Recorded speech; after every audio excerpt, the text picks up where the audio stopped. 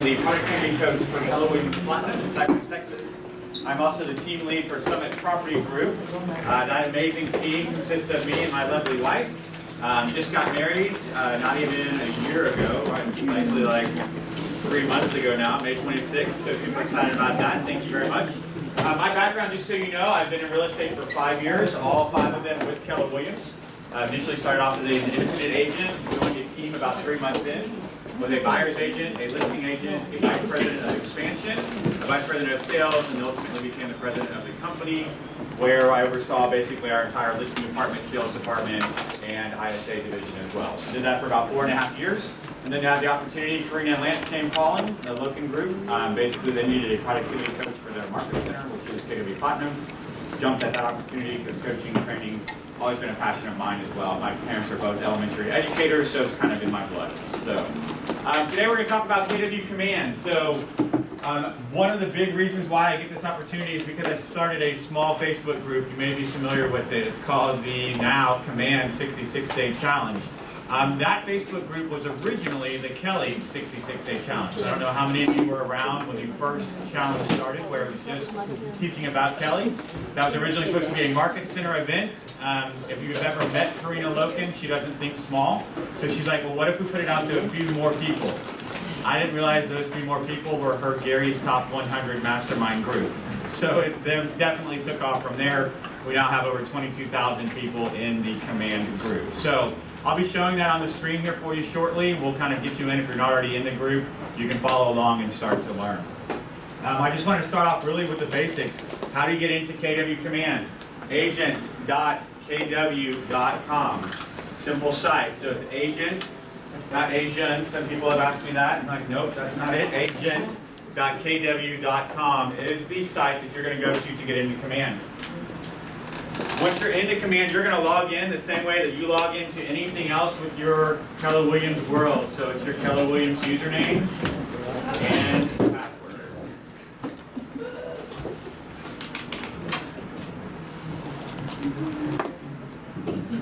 So it starts you off with the dashboard. Hopefully everyone's at this point still kind of thinking. We may have a lot of people on the Wi-Fi network, and I'm sure we'll get there here pretty quickly. So what I want to do today is kind of go through 4 major aspects of Command that are working really, really well right now. Okay, a lot of the feedback that I get with Command is I'm not going to start using it until it all works. Guys, I don't know if you know this or not, but September 15th is going to be a pretty big day within the Keller Williams world.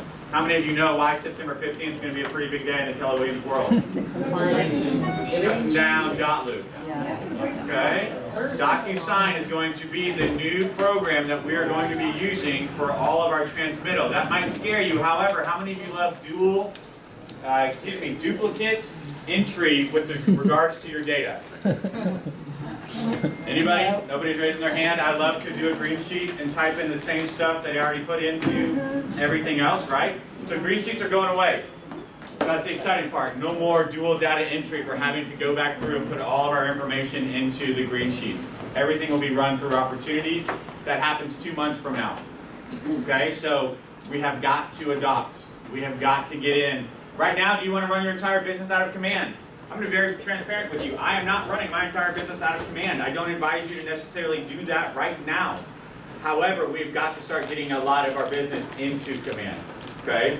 So today is really about staying curious, about asking questions, about being familiar with, so that when the time comes, we're ready to start making that transition. Does that work?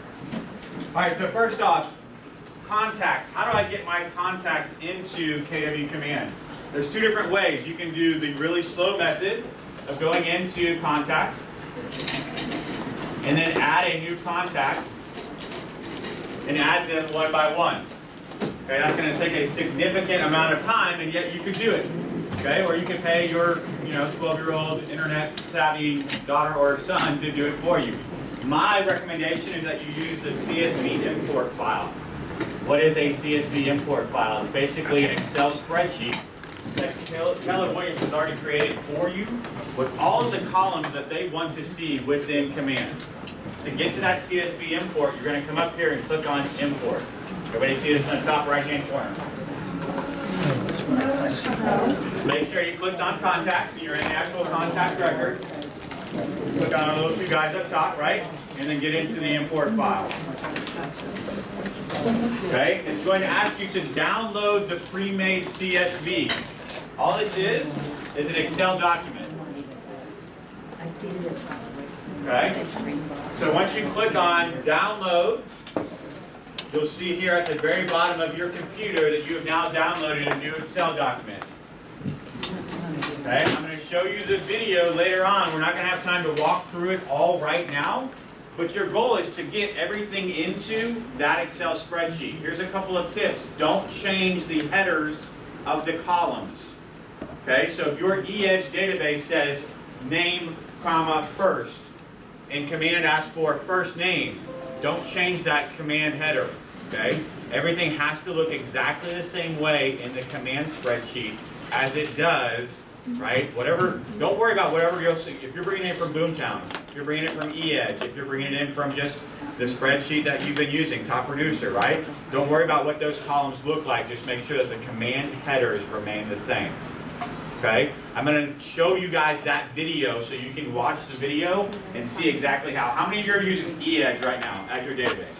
Good. That's the database. I actually walk you all the way through from exporting eEdge, importing into Command, all of your copy and paste that you're going to need to do. Okay? So we've only got 4 hours today. That's literally about a 25-minute video. So if we took the time to watch that, we take a large portion of the course. Okay? But I just wanted to introduce you to it so you knew where, when you start watching that video, how to get in. Excuse me. Okay? Yes, sir. Have you been able to address the issue of not being able to bring forward your transactions, your notes, your emails, and things like that? So, great question. The question is, are we going to be able to bring over the notes? It depends on what database you're bringing it from. eEdge. So eEdge, the notes are struggling to come in. So right now, that's the one portion that you may have to do some manual entry on. And there's just really no way around it. Right now, they're saying that the Command PySync, the PySync integration between eEdge and Command is working, and it's really struggling. And it's basically Market Leader. They cannot get Market Leader to get on board with what we need to do. So you, as far as you know, it's okay to know. Correct. Like a list search, auto email, mobile, will come forward? All the data because you're gonna export your eEdge information into a spreadsheet. Okay. Okay, so as long as you copy everything correctly from that spreadsheet into your Command spreadsheet, it will come over. Okay, but it's just going to take a little bit of making sure and what we call that is mapping. You're mapping your columns. You're going to take first name and make sure it's mapped correctly to Command and copy all of your information. Okay? I'm trying to download this and it says Windows can't open this file. That sounds like a computer-based issue, so hopefully one of the tech people can get with you and kind of figure out what's going on with your actual computer and get that set up for you. All right, so we've got a brand new contact. You have gone to an open house. You have met somebody out networking. You've done some door knocking and you've made a contact that you want to add. Let's walk through what it looks like to add a contact now that we have everybody into our database. So top right, add contact. Everybody see where I'm at? This is the contact card entry. It's going to start off with just the basics. Okay, just the basics. What do we need? Full name, email address, phone number. Are they a lead, and do you want to add them to your sales pipeline? Let's talk about that. What's the difference between a contact and a lead? Not rhetorical. What's that?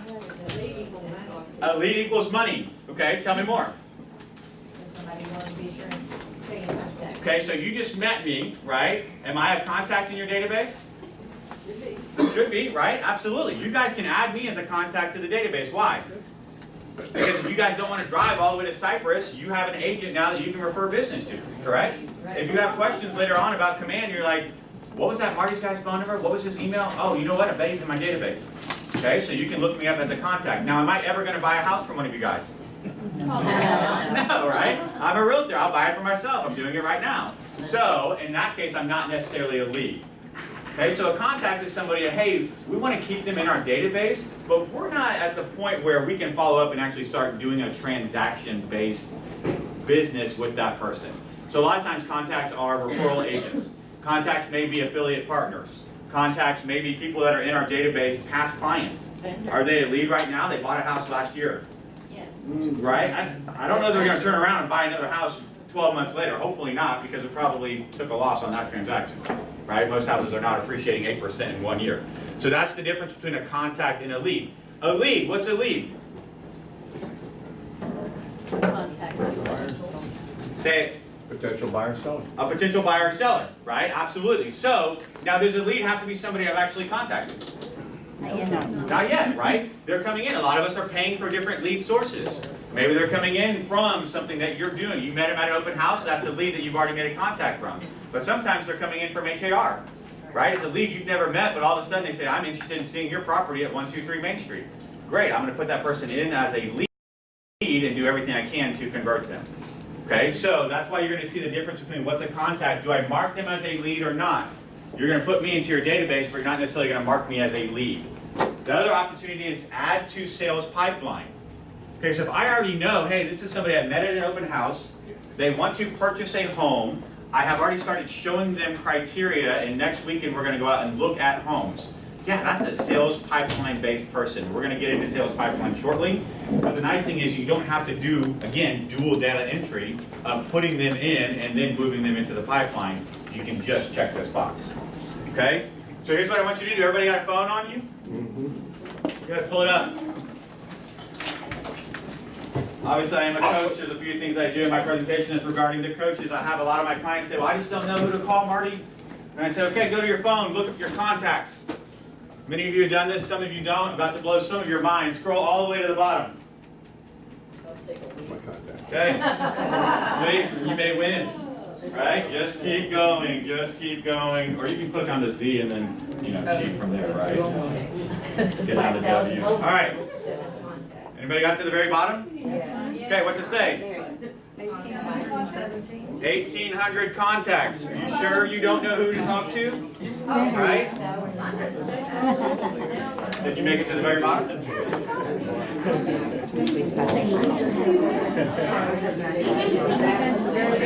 apple. Okay, so here's what we're going to do. I want you to find one person you can add to your database. Don't tell me you can't find one, because you all just told me you have at least 500 people, 1,800 people, etc. So we're going to add somebody to your database right now. I hope you didn't think that this was just going to be a lecture-based course, because we're actually going to do some actual information. Okay? So, do you guys have somebody you can add to your database? If you don't, raise your hand, and I will give you my name, phone number, and email. Oh, we need that. You want to do that? Okay, put me in. All right, so full name is Marty Miller. Marty with a Y, M-A-R-T-Y, M-A-R-T-Y, Miller. Email, marty.miller, marty.miller@kw.com. marty.miller@kw.com. Primary phone number, ready? 3, 2, 1, that's not my phone number. 281.224.7934. Again, 281-224-7934. Are you going to mark me as a lead? No. Are you going to put me in your sales pipeline? No. Are you going to tag me? Right? So let's start looking at the possible tags. What can we put in here? Start looking through, right? So you can see I have tags that you're not going to have in here. Because some of these are system tags and some of these are custom tags. What's the difference? The custom we create. Correct. Okay, a system tag has already been created for you. There's things like agent. Okay, you're all going to have agent in your database. Now, referral partner may not be in there. You can see on mine, I have Alexandria-Virginia. Okay, that's from another video that's in your training series, but basically I pulled all of my Facebook friends, created a spreadsheet of them, and then put tags in based upon their location.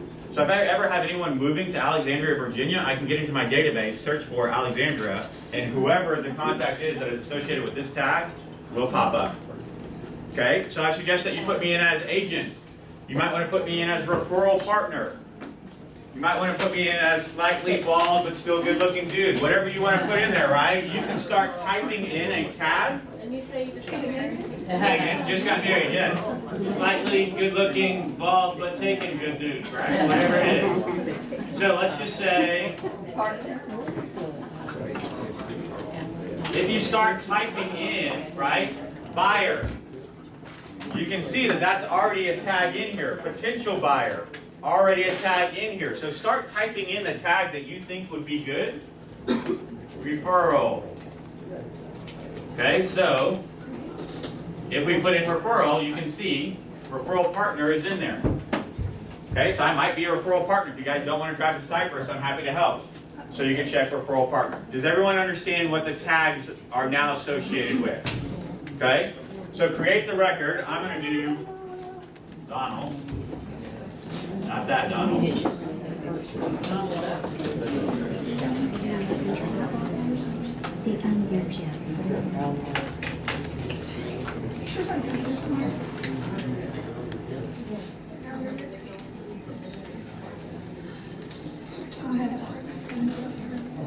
All right, everybody have my name, my information, and tags in. Was your email marty.miller@kw? That is correct. All right, so now we can click on the Add More Information box. Okay, do you want to add more information about me? Click on that. You're going to see 4 different options. Okay, the reason being is if you're just doing quick data entry, you're pounding the phone, you're dialing your expired, you're dialing your for sale by owners, whoever you're calling, and you don't want to stop your momentum to put in all of your notes. You could just put in the basics and have your notes on your little tablet, whatever you're doing, come back and put those in later. If you have somebody that's working with you that can put in the tabs, a VA or an assistant or something like that, then they can put in the rest of the notes and you can keep going, pounding the phone, making your calls. If you want to put in all the information, you can. Okay, so additional contact information, what does that look like? Preferred method of contact, right? Mine is text. Okay, so you can put that in there. I respond to text, generally speaking, much quicker than I will. Obviously, I do a lot of coaching and training, so if you're calling me, a lot of times I cannot take the call, but if you text me on a short break, I can text you back or get back with you. Additional email. Okay, so if I wanted to give you my personal email, I could give you martymarty315@aol.com. It doesn't do you any good because that's the spam account. Okay, that's where all the crap goes. So if you emailed me there's a very slim chance that I would actually get it. And yes, I'm still one of 6 people using AOL.com, but I've been using it since I was 16, so what do you do, right? Additional phone number. You can put in their work phone number, right? How many of us have an office number and a cell phone number? Okay, so if you can't reach them on the cell, maybe you call them at the office, right? You put their street address. That's not really important, is it? If you hear nothing else today about contact information, understand how important the address is. Okay? If you do not have their address, you have a lack of ability to start using Keller Williams Smart Plans revolving around neighborhood nurtures. Okay? Once you put in their address, a whole lot of things are going to start happening within that contact record, and I will show you. Are you ready? 2422 Fawn Lake, one word, FAWNLAKE, 2422 Fawn Lake, circle. Katy, Texas, 77493. Everybody got it? 2422 Fawn Lake Circle, Katy, Texas, 77493. All right, so if you wanted to put in social media profiles, right? You can start following those people on social media and kind of see what's happening there. That's all of the additional information. Now you can come down to about. Okay? It might come to a time where you're like, man, it's 6 months in, I'm looking at my database, I've got this agent named Marty Miller, I have no idea who that guy is. Okay, so maybe you want to write some notes to yourself. Right? He's the Command 66 guy. He's the guy that came and taught us. Whatever you want to put about notes, right, you can put in description. Birthday. You want to send me a message on my birthday, you can put in there, right? March 15th, 1978. Home anniversary. Relationships. Why do you want to put in relationships? So you don't forget. Right, so you know what the wife's name is. It's Nicole, in case you cared. Okay? So that way when you call, you can do things like ask, hey, how's Nicole doing? How are your kids doing, right? If you called me and said, how are the girls? I'm slightly impressed. If you call me and say, how are Addie and Shay? I'm extremely impressed. And all you did was take a few notes and actually put it in your database. Okay? Also, the reason you want to put those relationships in there is they're going to start recognizing similar addresses, but if there's no relationship established, you'll send out 2 pieces of mail to those one contact, right? You don't need to spend 2 stamps to send Nicole and I a mailer. But if Nicole and I are not related in the database, it's going to assume, even though they have the same address, it's 2 separate people that you want to mail separately. Does that make sense? What's that? Nicole and Ashley? Addison. Nicole is my wife. Addison and Shaylin are the girls. Okay, so company name, job title, all self-explanatory so far. Sales pipeline. Okay, do you want to put them in the sales pipeline, captured or connected? What's the difference? What's captured? I got their information. What's that? I took their information. I took their information, right? I'm using land voice. They aren't expired. I have captured their information, correct? I have their name, I have their email address, I have their phone number. Have we connected though? No. Not yet. If they haven't answered the phone, we haven't connected, right? Right. So that's the difference. They answered the phone, we had a good conversation, we're going to follow up in a month. Great, I have connected with them. And then you can do the lead source.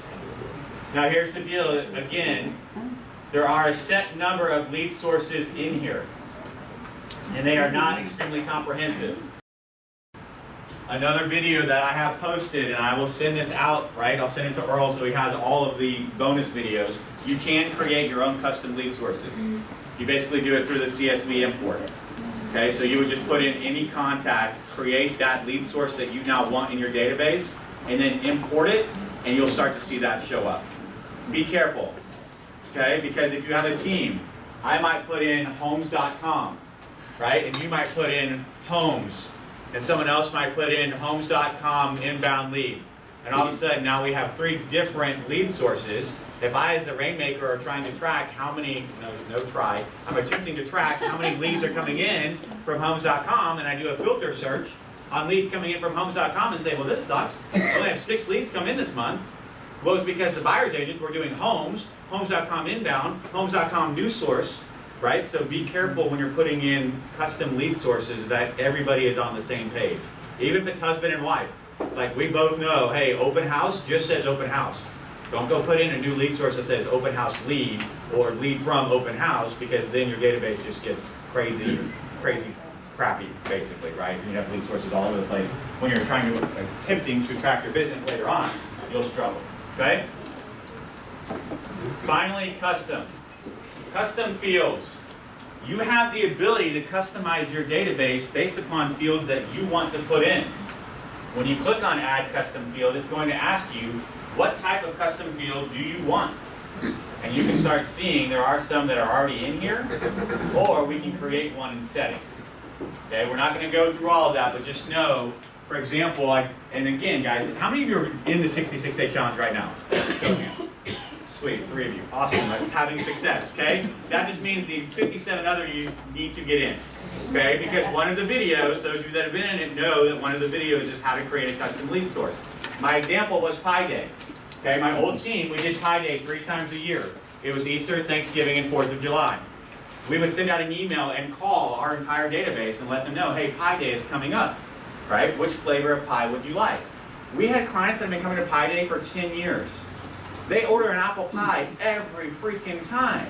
And sometimes they get annoyed, like, Marty, you called me 4 months ago. My flavor choice has not changed. And I could say, Mrs. Smith, do you want me to just hard code you in our database as apple pie? Yes, great. And will you promise that you're going to come every single Pi Day that we have? Yes, great. I'm going to put notes that we don't need to call you. You just know when Pi Day is coming. You'll get the email and you'll show up for your apple pie. Right? So that's a lead source that I could put in there. How nice would it be if I just called and said, hey, Mrs. Smith, I'm going to have your apple pie in 2 months, right? 2 weeks, 2 days. She's like, great, you remembered. So these are the things that you can start to put in custom lead sources. So watch that video. Start thinking about some custom, fields that you would want to know, right? What kind of custom fields can you guys think of right now that you haven't seen that you would want in your database?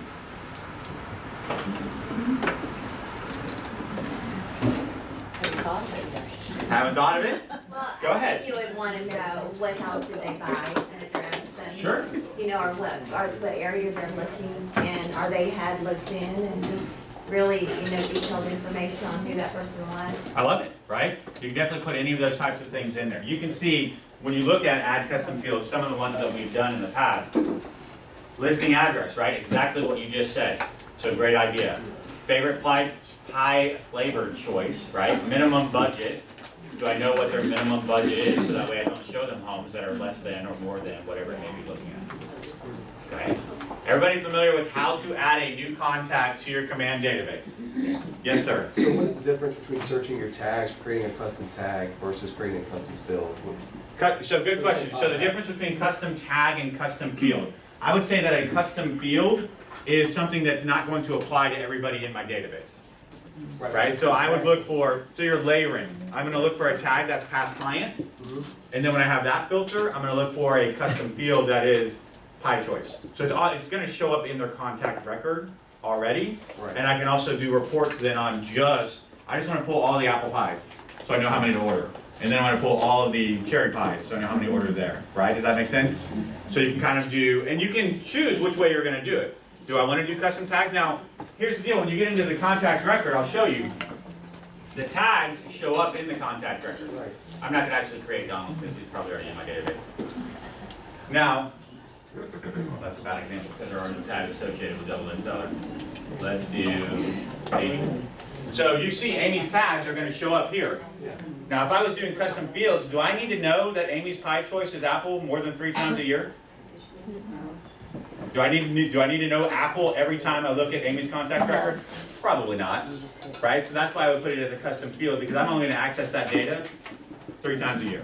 So that's kind of one of the other reasons why you would have a custom field versus a custom tag.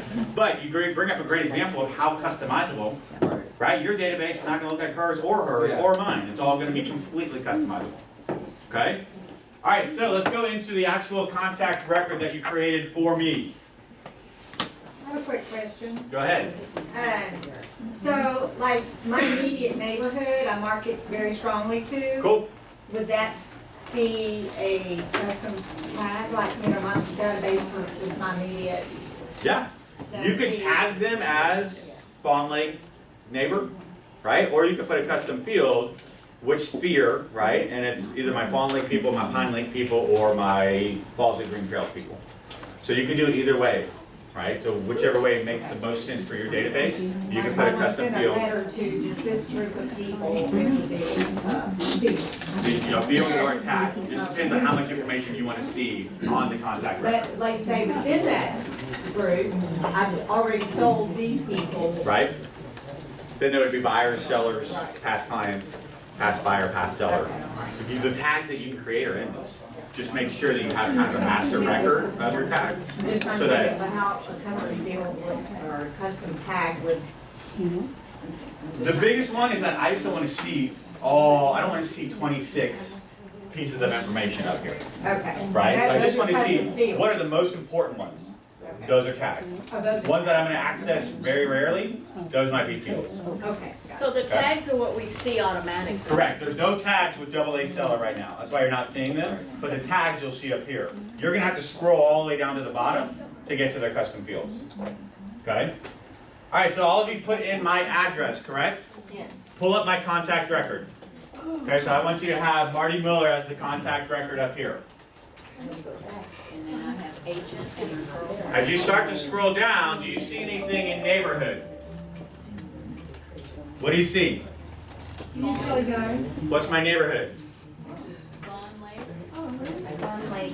Fawn Pine Lakes, Katie. Fawn Lake / Pine Lakes - Katy. Does everybody see this in my contact record? Yes. Okay? Why did that automatically import?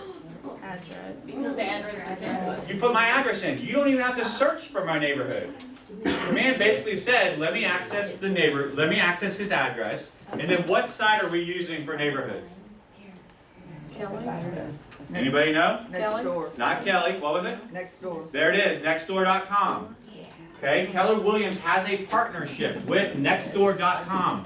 180,000 plus neighborhoods. Here's the deal. If you don't like the neighborhood boundaries, blame your neighbors. Don't blame Nextdoor and don't blame Keller Williams, because here's how Nextdoor works, okay? You move out to the country. There is not a neighborhood established where you live, okay? At least on Nextdoor. But you kind of know, if I go down to Jones Road, take a left at Cypress Road, and then a right at Smith Road, and a left at Main Street, that's basically my neighborhood. You could go on to Nextdoor right now and say, I want to create a new neighborhood, and here are the boundaries I propose. Okay? Nextdoor will say, well, then we need the addresses of at least 5 of your neighbors. Okay? So it'll pull up and say, okay, are these your neighbors? You would say yes. They're going to send a postcard to each one of your neighbors saying, do you live in Martyville? And are the boundaries of Martyville north, south, east, and west? Here are the proposed boundaries, and here's the proposed name of your neighborhood. Do you agree? If they can get at least 5 neighbors to say, yep, I live in Martyville, and here are the neighborhood boundaries, and I agree with those, then that becomes a neighborhood on Nextdoor. Does that make sense? Okay, so that's how, and Nextdoor is basically a social site that you can start interacting with your neighbors. It's rather interesting. If you have 45 minutes to kill on a Friday night and you just have nothing better to do, go on, because there are some interesting things that happen in Nextdoor. Usually it's gritching about dogs or fireworks or parking or trash, those kind of things, right? So, and as a realtor, you can start becoming established in that neighborhood on Nextdoor if you're constantly publishing kind of updates that are happening. Hey, if you want to legally set off fireworks, here's where you would go. Don't forget, Katie Mills has a show. It starts at 9 a.m. Best parking spots that I've found are along Main Street off of the CC's parking lot. Whatever, you're starting to add value to your neighbors by posting that kind of stuff. Pretty soon you can actually become, you can get an award in Nextdoor for being the neighborhood favorite realtor and then start getting more business that way. Okay, so there are some benefits for Nextdoor. All right, so Pine Lakes shows up as my neighborhood. Do you get this neighborhood market snapshot in yours? No. No. I hear some no's and some yeses. Yes. If you're a no, raise your hand. What do you see? Just the 2 top? Just this. Yes. Okay, do you see View Kelly Guide? Yes. All of you see View Kelly Guide, correct?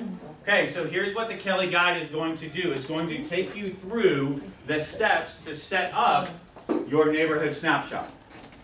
Okay, so those steps are going to include having your headshot. It's going to include having your Market Center logo. Okay, and can we do a class after this with them so they can kind of get their branded logo and kind of get all that uploaded? Actually, I have a custom one I was going to actually send out. But Okay, perfect. So he's going to send out the 360 by 360? Yeah. Perfect. So Earl's going to actually send you out the logo that's already fit for Command. Because your logos all have to be 360 by 360. That's a pixel count. Okay, so if you have a headshot that's 720 by 1050, you're going to want to get it into Paint, Canva, some sort of program that can then resize it back to 360 by 360. Wouldn't it be awesome if someone created a video to teach you how to do that? Like with 65 others that also teach you, right? So again, guys, get into that the Keller Williams 66-day challenge. There is a video that I have posted on how to resize that. If you know basic imaging, like Paint, if you have an HP or any kind of non-Apple product, sorry Apple people, I just don't speak Apple, right? But if you have some sort of laptop that's not an Apple, you have Paint downloaded onto your computer. Okay, so you don't have to go buy a fancy program, you don't have to download a fancy program. You can literally go onto Paint. That's the video, is I show you how to do it on Paint because it's downloaded on your computer already for you. Okay? So what does the neighborhood snapshot look like? You can click on Preview. Those of you that actually have it, click on Preview. Those of you that don't, we'll have you go through your Kelly Guide and get that set up so that you can then get the preview up. Okay? I just want to show you what the neighborhood snapshot looks like. Here's what it looks like. If you were to pull yours up and you hadn't gone through the Kelly Guide, you wouldn't have your photo. You wouldn't have your information. That's why I want you to go through that Kelly Guide so you can get your headshot loaded. You can get your name and address loaded. You can get all of your information. Okay, so it's going to start off with Fawn Lake, Pine Lakes neighborhood snapshot. That is the snapshot for my neighborhood, correct? Right. So you can see that. Immediately it's going to show on the left-hand side the map. Okay, this is the map of Katy, and that's my little neighborhood down below. On the right-hand side, you're going to see homes that are for sale in Fawn Lake, Pine Lakes. Okay? You're going to be able to see all of the homes and their status. Their price, bedrooms, bathrooms, when they were listed. Can you see value in sending this out to people in your database? I live in Fawn Lakes. I have made an investment in Fawn Lake, correct? I bought a home there. Do I want to make sure that my investment is appreciating? Yeah, right? So I want to see what are homes in my neighborhood selling for? Aren't we all nosy? Just inherently nosy. When you see the for sale sign go up, don't you want to know what it's being listed for? Yeah. Right? So this is a great opportunity. Think about it. This is also what you're sending your consumer. So they can see what homes are selling for in the neighborhood as well, at least what they're being listed for and how quickly they're going under contract. Now, you have somebody that's interested in buying in Fawn Lake. You can also send them this same snapshot. Okay, they're going to start looking at homes. Here's what I would advise telling your clients when you send them a neighborhood snapshot. If the status says anything other than active, hide it. Okay? Because what do we not want them to do? Chase a rabbit. Yeah, chase a rabbit. I like that. I haven't heard that style, but fall in love with one that's not available. Because we all know as soon as they click on the pictures, that's the one we've been looking for months. Right? And then come to find out, hey, it's option pending or pending and it's going to close within 30 days and there's no point in even showing it to you because generally speaking it's going to close, right? And what happens after that? Every other home is compared to the one we couldn't have, right? The one that got away. That girl in high school that said no, the one, right? I wish she said no because I wouldn't have been able to marry Nicole without it, but you know how it goes, right? So, if we want to hide a listing, click on this. Okay? I want you to hide a couple of listings. I also want you to come in and heart or favorite. Okay? So favorite a couple of listings, and I'll show you why in just a second. So those of you that have the page pulled up, I want you to favorite some listings. I want you to hide a few listings. Okay? Everybody good there? If you don't have this page, look on with your neighbor and we'll get you set up here pretty quick. Alright, now go back up to the top of the page. Is Fawn Lake, Pine Lake's the only neighborhood I have in my neighborhood snapshot? In mine, the one on the screen, okay? Not on yours, the one on my screen. So you're like, yes, because that's the only neighborhood you gave us. See, I've got Falls at Green Meadows. That's the neighborhood right next door to my neighborhood. Why would I want to know what's happening there? Because it's around. Yeah, right? If the neighborhood values there start to go down, are people going to be attracted to live in my neighborhood? Sure. Ever wanted to live next to a trailer park? Right? Well, the neighborhood's really nice. But there's a trailer park right next door, right? Like, no, that's not a neighborhood. So I want to know the values of what's happening in neighborhoods around me. Now, Cross Creek Ranch. That's way out in Pulsher. Why would I want to have Cross Creek Ranch on my search? Because you're curious out there too. Yeah. Baby number 3 is coming and we live in a 3-2. That home is getting smaller by the day, right? So the goal is to find a house that we can move to. Cross Creek Ranch is a neighborhood that I'm actually personally interested in. So I set myself up with Cross Creek Ranch as a neighborhood that I can then go into my own snapshot and look at. How many of you have a farm? How many of you know what a farm is?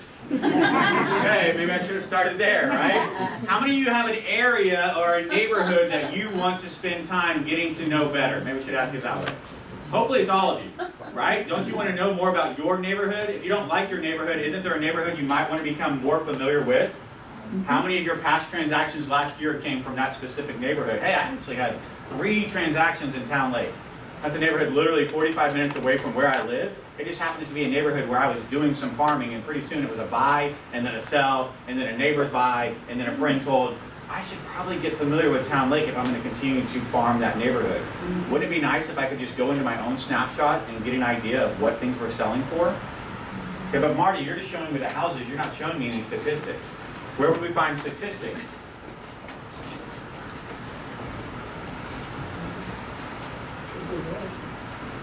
It's on the screen. It might even say stats. Neighborhood stats. Does anybody see it? Neighborhood stats. Neighborhood stats, okay? I know it's early, guys, but come on, right? Like, I was in the car for an hour and 45 minutes. Let's go, right? Let's get fired up. All right, so neighborhood stats. What's the difference? Right now, I'm just showing you a map, and I'm showing you properties. And I know it's kind of grayed out, and, you know, back row. It's a little tough. I feel you, okay? So neighborhood stats. Now, Cross Creek Ranch, an area that I'm interested in. Can I afford Cross Creek Ranch? I don't know. How many referrals are you guys going to send me? Right now, the average home price is $505,000. Baby 3 is probably going to be born before we're getting to Cross Creek Ranch, and yet it's that neighborhood that we are looking to possibly get into. Does it mean I have to pay $500,000 for a house there? No. It just shows me the average home price. What's the price per square foot in Cross Creek Ranch? It's hard to see. It says $138. Okay, 138. So you start to get an idea of, okay, what's the price point if someone wants to buy in Cross Creek Ranch with a $250,000 budget? We in trouble, right? There are not a lot of $250,000 houses in Cross Creek Ranch. How long are houses taking to sell in Cross Creek Ranch? 83.36. Okay, so if you get a listing appointment and someone says, hey, I want you to come sell my house in Cross Creek Ranch. You guys are like, I don't even know where Cross Creek Ranch is. I have no idea. Yes, we can go into HAR. We can do a detailed comparative market analysis. I highly recommend it. However, if someone just says, hey, you know what? What's going on in Cross Creek Ranch? Do you have any information about that? How quickly could you come in here, add Cross Creek as a neighborhood, and then go look at your stats page? Give me a neighborhood you want to know more about right now. Someone shout out a neighborhood. Crown Oaks. Say who? Crown Oaks. Crown Oaks? Yep. Okay. So, do I have to go all the way back into Command, into my contact record, and then add that neighborhood, and then come back into my neighborhood plan? That's a lot of work, isn't it? There you go. Front row's pushing on, right? Wouldn't it be nice if we could just add a neighborhood? Okay, so I'm going to click on Add Neighborhood. But this will go to your page since we're on you, correct? This is correct. So this is the page now. What I'm doing is I'm training you to create your own page, but then we're also going to train our consumers. Hey, if there's ever any time that you want to see more information about a neighborhood that I haven't included in your search, just click on the little Add Neighborhood button and make sure it's the correct neighborhood that you're looking for. Okay, now again, how many neighborhoods does Nextdoor have? 180. 180,000, right? Guess what? They're all loaded. So make sure you have the correct one. So Crown Oak. Correct? Oaks? Oaks, yep. Is it the one in Raleigh, North Carolina? No? Just checking. Okay, so is it the one in Montgomery? Yes. Okay, so this is the one we want to follow. I say confirm down here. All of a sudden, watch what happens. Now, Crown Oaks is in my neighborhood snapshot. Okay, so if I want to know what's happening in Crown Oaks, I can come over, click on Crown Oaks, and you can see there are 12 homes for sale. 4 of them are pending. Very Cross Creek-esque, right? 502 is the average price point. 157 a square, 61 days on market. It's that easy, guys. That easy for you to add neighborhoods to your own personal, and it's that easy for the consumer to add it. Okay, so do you understand why we want to have their address? Right? Because we can't send them the initial snapshot if they don't have an address related to their contact record. Okay, so that's why we've got to have their address. Yes, ma'am. When you get out in the country, I put in her address, Huntsville, Yep. and it tells me on the Hugh Kelly Guide, neighborhood unavailable. So, how many neighbors do you have? Well, that's my office. Not enough, apparently, Yeah, right? yeah. So, Nextdoor is only basing that upon the data that they have. There is a very good chance that where you are, there is not an established Nextdoor neighborhood. See, How would we find out I'm if in there the is? country, Yeah? I'm in Grapeland, I find no neighborhood. Okay, so there are some opportunities to do your zip code instead of your neighborhood. Now, it's going to draw more aggregate data, right, because it's doing a much wider area, So but at least instead of the it's... address, just put in the code? Correct. No address. Right? No address. Put in the zip code, and then you can start pulling information. Now, it may not do a neighborhood snapshot, but at least you can pull data. Okay? How do I find out if Nextdoor has a neighborhood where I am? Write it down, write it down, write it down. Or bookmark it if you're on your computer. Okay, www.nextdoor.com/find-neighborhood. Find-neighborhood. www, it's on the screen at the very top, but I know it's hard to read. www.nextdoor.com. Okay, so that's Nextdoor's site. However, you want to put a backslash, find, and then a dash, neighborhood. Okay? So that's going to bring you to Nextdoor's site with all of the states. Okay? So what do you think your neighborhood is called? Do you have a neighborhood? Well, a town, but There's no actual neighborhood. no. Okay, so Well, that just- makes... you say for so, that's in the town of Grapeland. Okay, so let's put Texas. Okay, so what's the town? Grapeland? Yeah, Grapeland, Like Grapeland right here, okay? yes. All right, so we're looking to find out if her neighborhood exists in Grapeland. Okay, is everybody tracking what we're doing right now? Just give me the name of the neighborhood, She said she's in the town of Grapeland. We want to find out if we can find data on that neighborhood. So we went to Texas. We're going to go to Grapeland. We're going to come down and we're going to look and see. Yep. You have no neighborhoods in Grapeland. Yeah. So it happens, right? It is the reality that sometimes that happens. So we're not going to be able to find neighborhood data for your neighborhood specifically. Right. Okay, so do you know of some neighborhoods that are around you? What's the next biggest town to Grapeland? Crockett. Crockett, okay? So we're going to go back. Let's go find Crockett. Okay, let's pray. All right, Crockett's got 3 neighborhoods. Woo! Okay, we're getting better. So it's got a neighborhood established as, now this may not be a real neighborhood, but this is what the neighbors call it. 287/Bowie. Then there's Crockett. Someone actually said this is the neighborhood of, more probably just a town, but hey. And then there's Old Rusk. Okay, so you could probably go into Command right now and type in one of those and find in Montgomery County, I assume it's in Montgomery County. No, it's Houston County. Houston County. So in Houston County, you might be able to find one of those neighborhoods and search for neighborhood information there. Or create one. Or go to next door, right, and create one. You would have to then get the addresses of your neighbors, and they would send out the postcards. And there's a possibility that you could then get your neighborhood created. But if you live on 50 acres and your neighbors all live on 50 acres, we're talking about creating a neighborhood of 600 acres, right? Like my neighborhood is 20 acres, right? So you really just kind of, is the data really worth it if you have 6 50-acre properties that are all completely different? Right? You have a beautiful mansion, he's got the log cabin, he's got the trailer, right? Are we gonna be able to get any kind of data from that? Because yours is a $1 million property, his is 400, and his is 87,000. Right. Your data's gonna be all skewed anyway. So you gotta be kind of careful about that. Okay? Yes, ma'am. I put Walden on Lake Conroe in here because I live in Walden, several of us do. Okay. And the problem there is I do not want to send this to an interior home, telling them it's 137 square foot. Is that the average? That's the average, but Okay. that's waterfront, see, we have, the problem is we have Sure. waterfront, golf course, interior. So- can we break it down, is what my question is. Not in here, because your neighbors didn't break it down. Your neighbors said we all live, right? Now I will tell you that there are some neighborhoods like Town Lake that they have actually gone, because $500,000 homes, they are very particular. They have gone in and established neighborhoods that are not Town Lake. Like it is the Falls at Town Lake Square or something like that, where they have said, hey, so we're really relying on the data that your neighbors have created within your neighborhood. Okay? Is next door perfect? No. Is it significantly better than anything we have right now? Yeah, it's 180,000 neighborhoods. So you're not the first person. I've had Canadians that have gotten really pissed off. They're like, we got no neighborhoods. And I'm like, do you have neighbors? They're like, well, 6 miles from here. And I'm like, well, that's why you don't have neighborhoods established on next door. Okay? So how do I add somebody to a neighborhood snapshot? Because I want them to start getting it. Okay? Anybody have any ideas? Is this the same as like the marketed site on HAR? Yes and no. You just saw what it looked like. That's the actual site that you will be sitting at.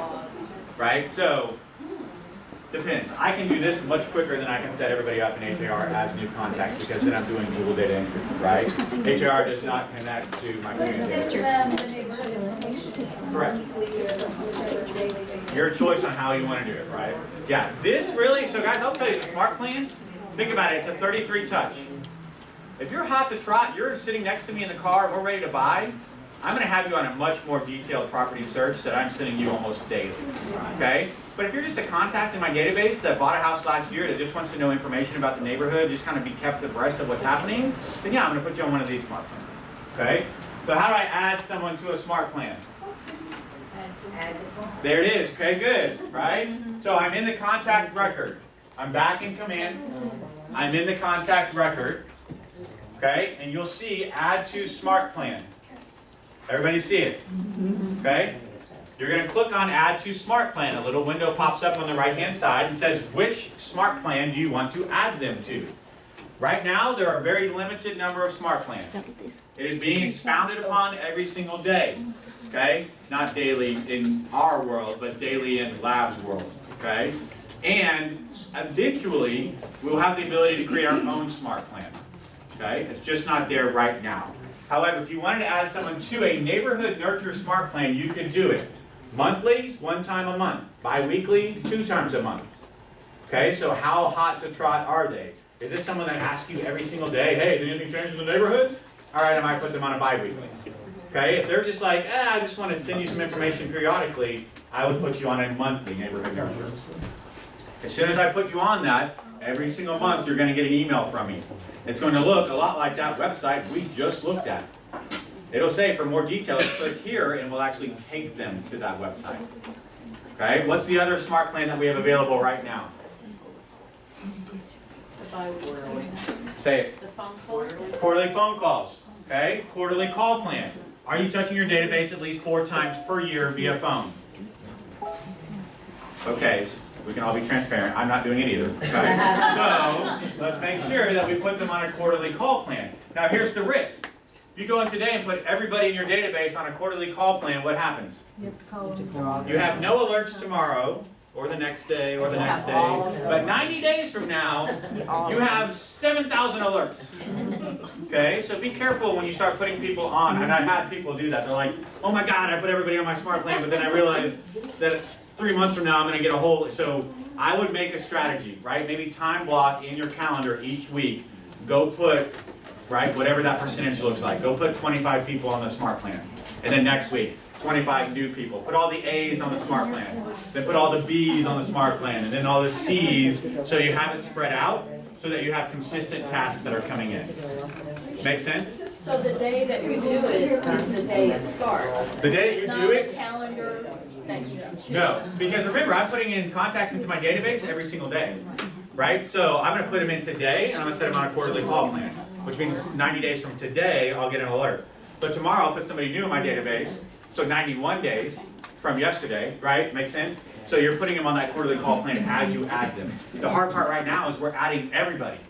So the temptation is to put everybody on the call plan. Well, that's going to kind of, you'll do nothing for 89 days, and then 90 days it'll hit the fan and you'll be like, oh my God, like can't sleep for 3 weeks because I got caught in my database. Right? So kind of be periodic about how you're putting them on there. Okay, so once you click on one of those, you'll see that it goes away. And they will then be on the smart plan. Here's the deal. Ask me how I know. Don't put them on a monthly and a bi-weekly. Okay, because they will get 2 emails on the 1st and then an email on the 15th or whatever that looks like. And they'll start to get spammy and they'll be like, ugh, you're overwhelming me. Okay? I use my coaching program as this and they were literally like, I got 4 emails from you today. I'm like, about what? And they're like, well, it was the nature and then something else. And you like, so just be careful about overwhelming your clients. So choose one or the other, monthly or bi-weekly. So you can't change it and take it off. You can, but just don't make sure there's one or the other. Okay, monthly or the bi-weekly. Because you're going to get 2 from me. What's that? You're gonna get that? Cool, awesome. Probably from I'll take it. I'll probably get a whole lot. everybody. I will unsubscribe. Don't take any offense. Okay. All right. So not personal. I'm gonna buy my own house. All right. All right. So questions on command contact records, monthly or bi-weekly neighborhood nurtures, and how to add neighborhoods to your contact record. I have one. Yes, ma'am. When I'm sending neighborhood nurtures, it comes to the person as no reply. Correct. So it is automatically being sent out to you guys right now via MailJet. MailJet is a Band-Aid. Okay? We had MailChimp. That was the program that Command started with. We were all very pleased with how it was working. And then basically MailChimp said, hey, we see the future is CRMs. We're going to create our own. And we figured, oh, well, hey, Keller Williams, that's 180,000 agents you just screwed. And they said, hey, we have 6 billion clients. I mean, it's ridiculous how many clients they have. We are a drop in the bucket to MailChimp. So basically, we had to say, look, in MailChimp, 1 email to 1 client is an audience. Once you had more than, I think it was 200 audiences, you started getting charged. 2,000, you were getting charged like $169 a month. Oh my God. How many of us have more than 2,000 contacts in our database? Right? So you could, boom, in one fell swoop, you just started getting charged $170 a month. So we had to change it over to MailJet. It's a temporary fix. I don't know that MailJet will be the one that we use moving forward, but for now, yes, it's going to come from no reply at kw.com. However, if they reply, ironically enough, if you set it up in your settings, it will come back to you. Everybody see the top right drop-down box? Top right drop-down box. Click on settings. Everybody following? Drop down box, click on settings. I want you to scroll down and you should see MailJet. It may not be in applications, it may be lower down on your list if you haven't connected it. Does everybody see MailJet? Yep. Yes. Okay, I want you to click on, what does it say, connect? Connect account. Click on connect account.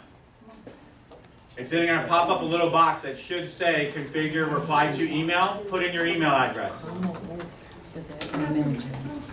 It's taking a little while. Yes. Okay. We're traveling. 60 amazing people on one internet. That's usually what happens. Okay, so everybody there, sometimes it just spins a little bit. Okay. If that happens, just make notes to go back to your settings. I'm Where, not sure how to get to settings. top right hand corner, that little drop down box next to that somewhat good looking but taken bald dude. Oh, yeah. Thank you. One person laughed, I appreciate it. Yes, ma'am. So if we've connected MailChimp, should we do away with that? Disconnect. Okay, so great question. If you connected MailChimp in the past, disconnect it. Okay? Because you don't want to get charged $169 all of a sudden. Now, most of us didn't connect a credit card anyway, so if they attempted to charge you, it would bounce back, but then they're going to eliminate you from using MailChimp anyway. So go ahead and pull the rug before they pull it under you. Okay? Everybody got your reply to on MailJet set up? No. You can't get there right now? Or what? Yes. And you should say, enter your reply to. MailJet. Well, the three of you, none of you are on command. Sorry, I was. You're looking at Facebook, you're looking at your baby. You're walk down here. I know he's actually going to look at our screens. Jack up. So it's up the back row. All right, you get me in the front row. Love you guys. Yes, so sometimes it just takes some time. Okay, you got it, right? Just need a little baby wibble photo to get going there. All right. Giving you guys a hard time. Yes, ma'am. So which one is it that we have to tie? Which one is it? That we have to tie it to Keller Williams. MailJet. MailJet. So the question is, do I need to tie a Keller Williams email address in? To start, yes. Okay, so to start, tie your kw.com email address to it.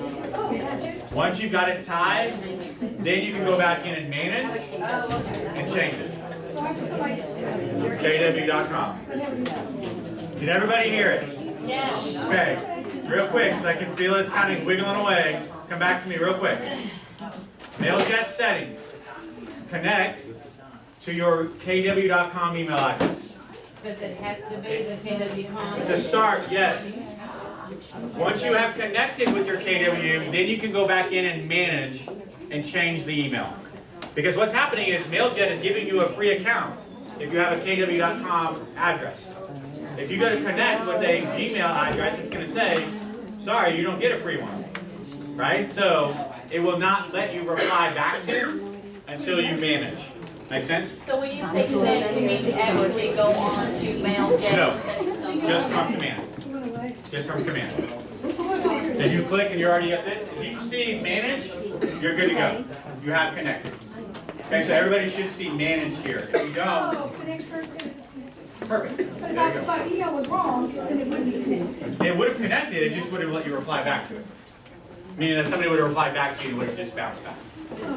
Okay? Alright, questions about contacts?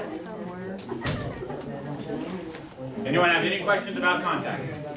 Okay, guess what? This is a full-fledged activity. So I've got 9:30 or 9:29. Okay, 9:29. You're going to count how many contacts you can put in the next 10 minutes. Okay, I'm going to give you 10 minutes. Use your phone, put in contacts into your database. Okay, it's not a race, there's no award, but I just want to see how many contacts can you put into your database in the next 10 minutes. Manually.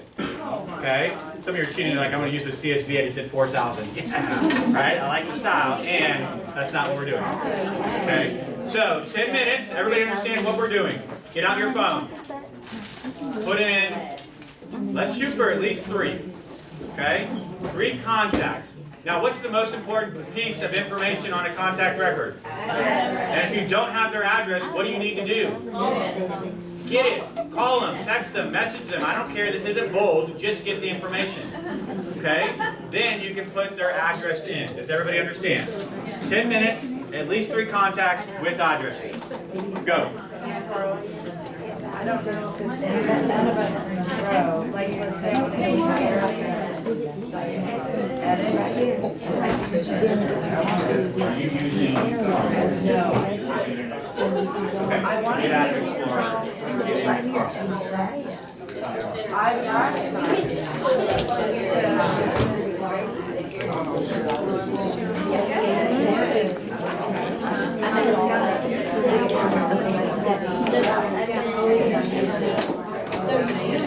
Yeah. Hey guys, great point just brought up. Real quick.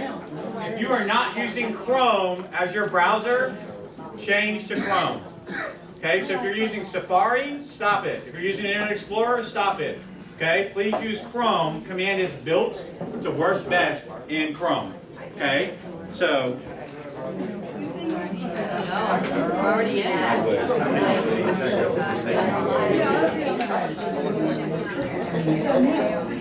Because I do everything in Chrome and it wants to pull up, so I don't know that. Explorer. Once you get into Explorer, you should close that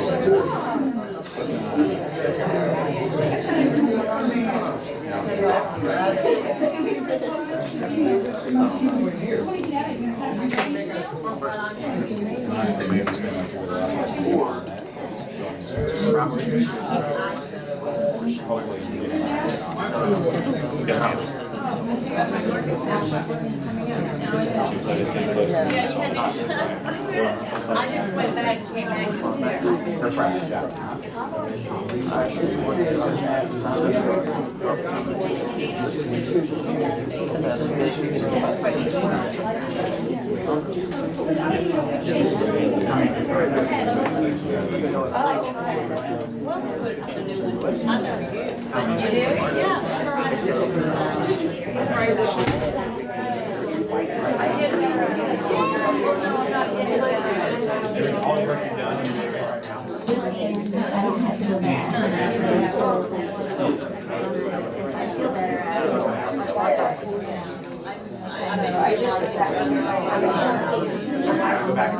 Excuse me, go ahead.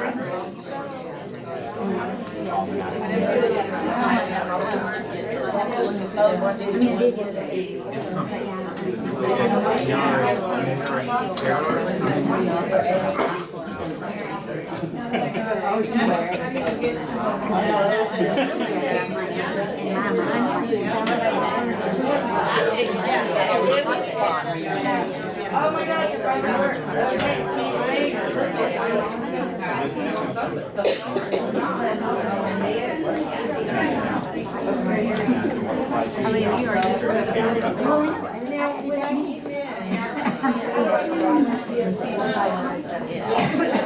Oh, you are? It's a much higher. How many you get? 7,400. Get out of here. It's 7,000 contacts. That's how many you have. I want to see you get to 7,345. Put 4 new ones in. Let's go. Basket, when the vendor who comes who's bringing lunch, she's got to turn this back in. Drop your Money she's cards. spending. Make sure you guys all have a card in here. Sign the sign-in sheet even if you don't want to. What is signing? There should be sign-in sheets going around. What did she say? Guys, if you don't leave this room without putting a contact in, just do it. Yeah, actually, now that you say that.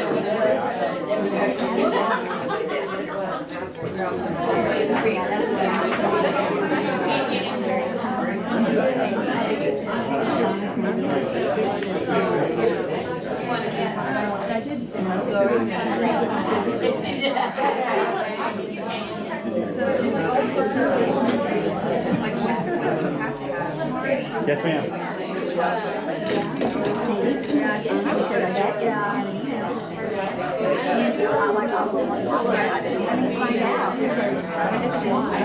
Like my dad.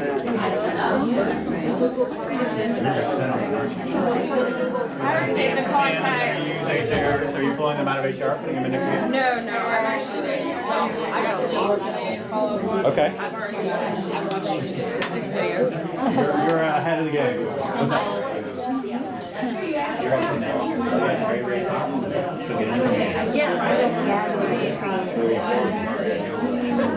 you're okay. I just couldn't see. It's like someone turned radio. Now it'll bring up the dashboard. Contact will be in your top left. Got it? Yep. Good. That's what I love to hear, right? And it's only going to get better from here.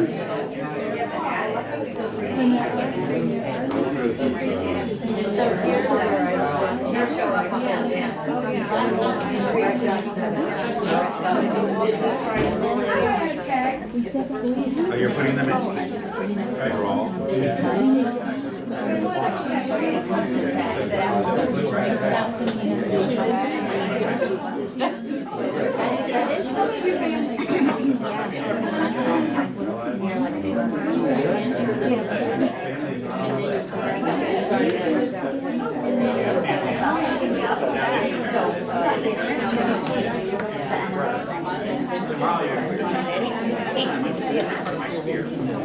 I'm going to tag her as me, right? And then that's it. You'll be like,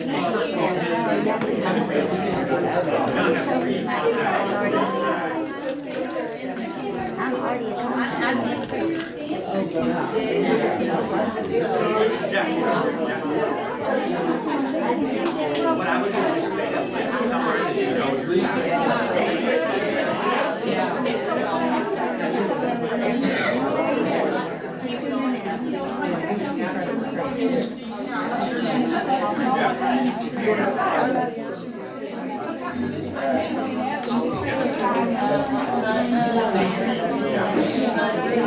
yeah, I have buyers.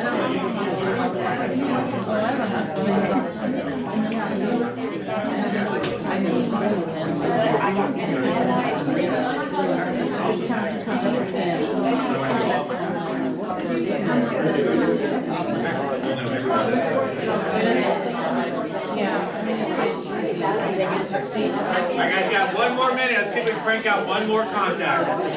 One more contact out.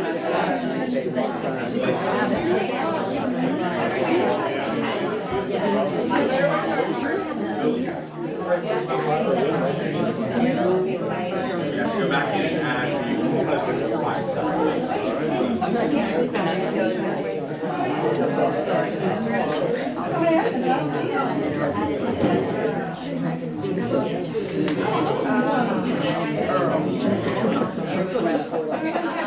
All right, show of hands. How many of you added one contact? At least one contact. Keep them up. Keep them up. How many of you added at least two contacts? Wait a minute. Let's do this again. How many of you added at least one contact? Oh, yeah. Okay. How many of you were checking Facebook and doing Gottlieb? Okay. All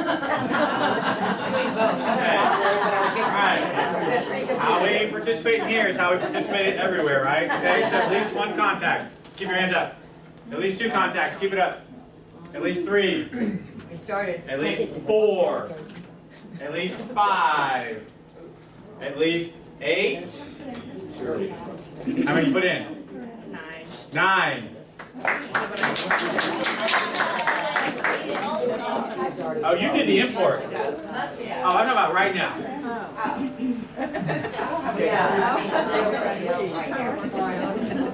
How many? They're all in here. I added some. All the ones we'd already done. Okay, fair enough. So you're cleaning up what you'd already put in. That works. We're good. Show us how to do the import? No.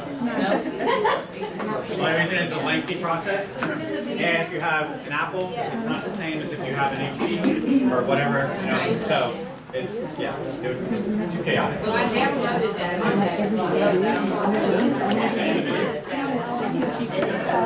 All right, next up.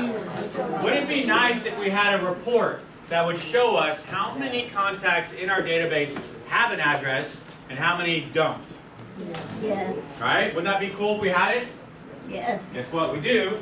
So we're going to go over to reporting. Everybody see it? It's the bar graph on the left-hand side. Reporting. Everybody click on reporting. Reporting, reporting, reporting.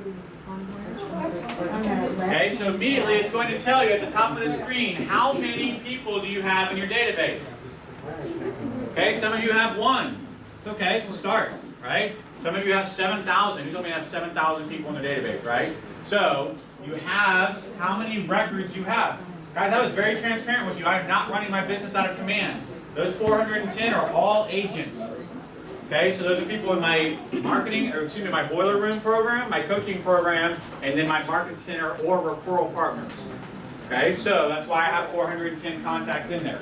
Now let's look at database health score. Does everybody see that second section down? Percentage of database that I have with a phone number. 97%. I don't understand why I put somebody in my database without a phone number, and yet I need to track down that 3%. Okay?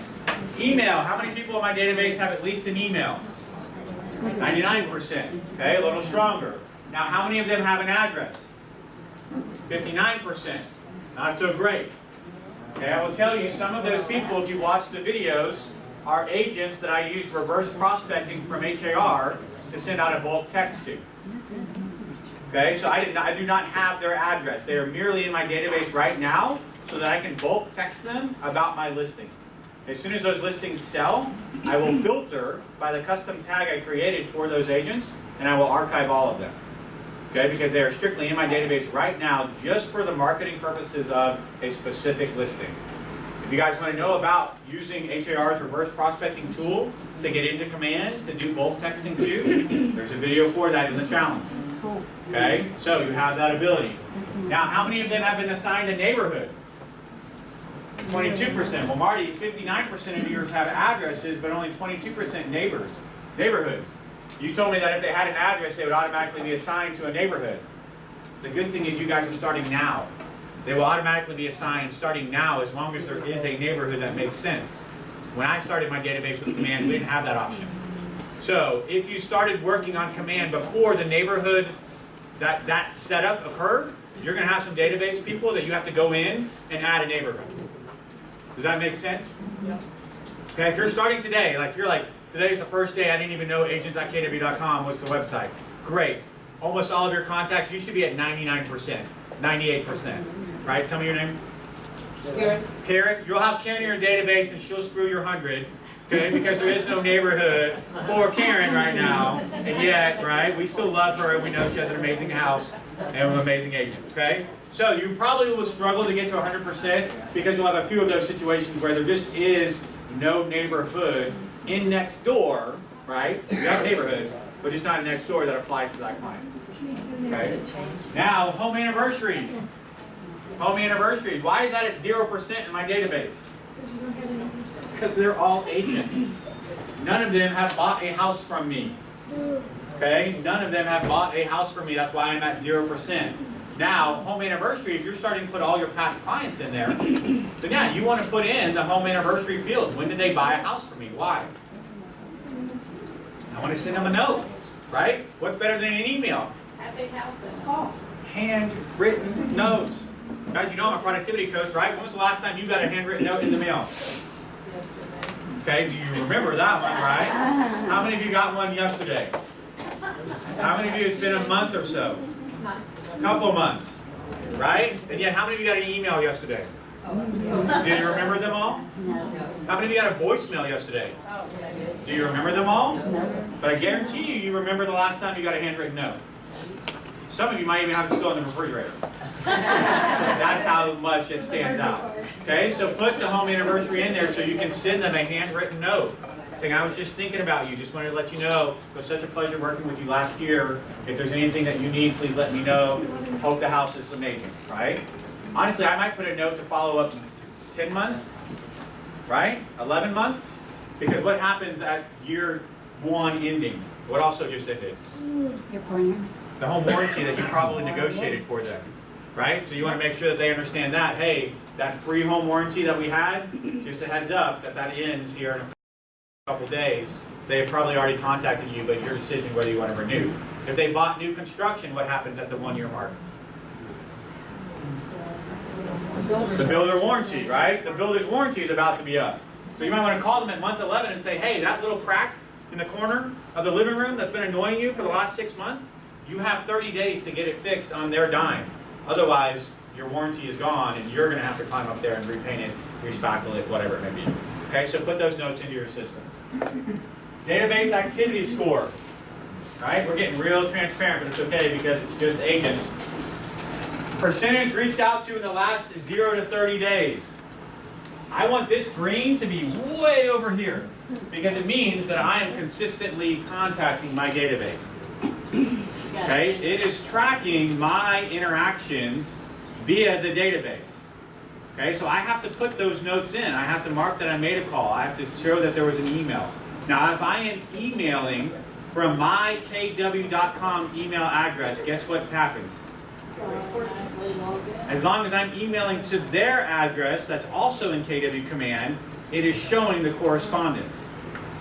Okay, and I'll show you that in the contact record in just a second. Percentage reached out to in the last 31 to 60, the last 61 to 90, and then 91 or more. Okay, now again, I told you a whole lot of those agents in my database are reverse prospecting agents from other brokerages. I sent them a text when we went live. Unfortunately, I have a listing that's more than 91 days old. That's the reason why a lot of those people haven't been reached out to since.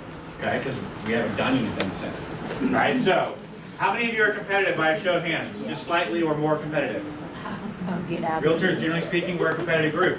Wouldn't it be cool to see how you could compare yourself to others?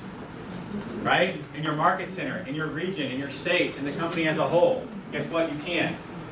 Database health at the very top. Click on that compare button. Okay, I want you to all click on that compare button. And then look around. Some of you are doing better than others. You can find out, okay, the green and red are me. The green and red are me. The gray is the market center. Okay, this is my market center. So my market center's health average for the entire market center is 58%. And my database health is 71%. Right? So I'm doing better than my market center, but you can start looking. Right now, you may be doing better, but guess what? You're all taking this course. So I have a pretty good feeling that starting today, tomorrow, that percentage is going to start to climb. So if you're just going to sit on your laurels and say, hey, I'm at 50%, but it's better than the market center, you may be getting caught up to very quickly because there's a lot of people that are going to start doing this type of stuff. Okay, so you can see that. There's a drop-down box at the very top. Does everybody see it? Agents in my market center. Yes. Agents in my state. Okay, well, let's start looking at people in Texas. How are we doing there? Texas is at 55%. Okay, so I just changed the drop-down box to agents in my state. All agents, agents in the production bracket above mine, my production bracket, or the top production bracket. Okay, so Gary's top 100, how are they doing? Not doing that much better, right? So you can kind of say, hey, all right, cool, well, I'm at 71%, and the top agents in the company are at 56%. I'm doing okay. If you want to compare yourself and you're at 40%, okay, well, I need to start doing some more database health. What is database health? I need addresses. I need phone numbers. I need emails. I need home anniversaries. I need birthdays. I need to start filling out these contact records so that my database is healthier. Yes, ma'am. Did you figure it out? I figured it out, yeah, Okay. the compare button wasn't. Wasn't checked. Yeah, Okay, so wasn't you need to checked. slide that compare button over. You see at the very top right, it's green. Once you slide it over, then you can get that drop-down box to compare. Okay? If you're not competitive, this won't help. If you are competitive, game on. Okay, so we just identified the playing field. Here's where you guys have to increase your database scores. Yes, ma'am. If you call from this on your phone, does it log your call? If you call from Kelly, it logs your call. Okay, so the question was, if you call from your phone, does it log it in Command? No. If you call from Kelly, okay, so you say, Kelly, find Marty Miller, and it'll pull up my contact record. And you have three choices, call, text, or email. If you click on call, the little button will pop up. Do you want to call 281-224-7934? You hit call, it's then going to log the call. When you hang up, Kelly will actually say, it looks like you just had a call with Marty Miller. Do you want to log an interaction? You can say yes. Great. Do you want to add any notes? Talk to Marty about how average his course was and it could have been better, right? How amazing he did, whatever it was, right? Here are the notes that we had. It'll then show you the notes that you wrote. Is this the note you want to add? Marty, your course was amazing. Good job. yes, this is the note I want to add, you click on yes. That note then becomes a part of the contact record. Okay, what about the opposite? If your client calls you, is there any way? You gotta put the notes in yourself in that case, okay? So if you are doing regular prospecting and you wanna add these notes, but you don't wanna have to go in and do it through Command, just make your calls from Kelly. Pull Kelly up, right? Who am I calling today? I'm calling my A's. Okay, find Aaron, find Adam, find Amanda, all right? And start calling through all of your A's in your database. You can have Command open, but just use Kelly to find the contact, and then it'll log the call. Okay? We also talked about if you have your email connected, it'll log the email correspondence. Let me show you real quick what that looks like.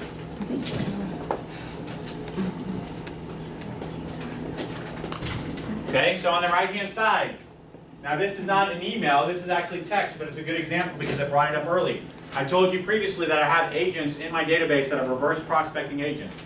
What does that mean? In HAR, okay, we're blessed to have a really cool MLS. In HAR, once you take a new listing, you can use their reverse prospecting tool to find any agent in the MLS that has at least one client with a search set up that includes your listing.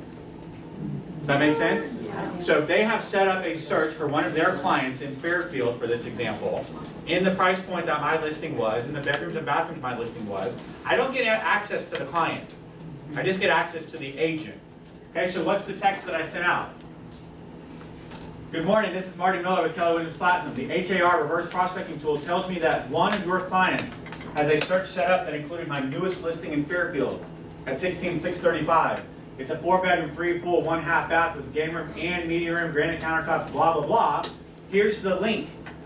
So I actually copied the HAR link and posted it in that text.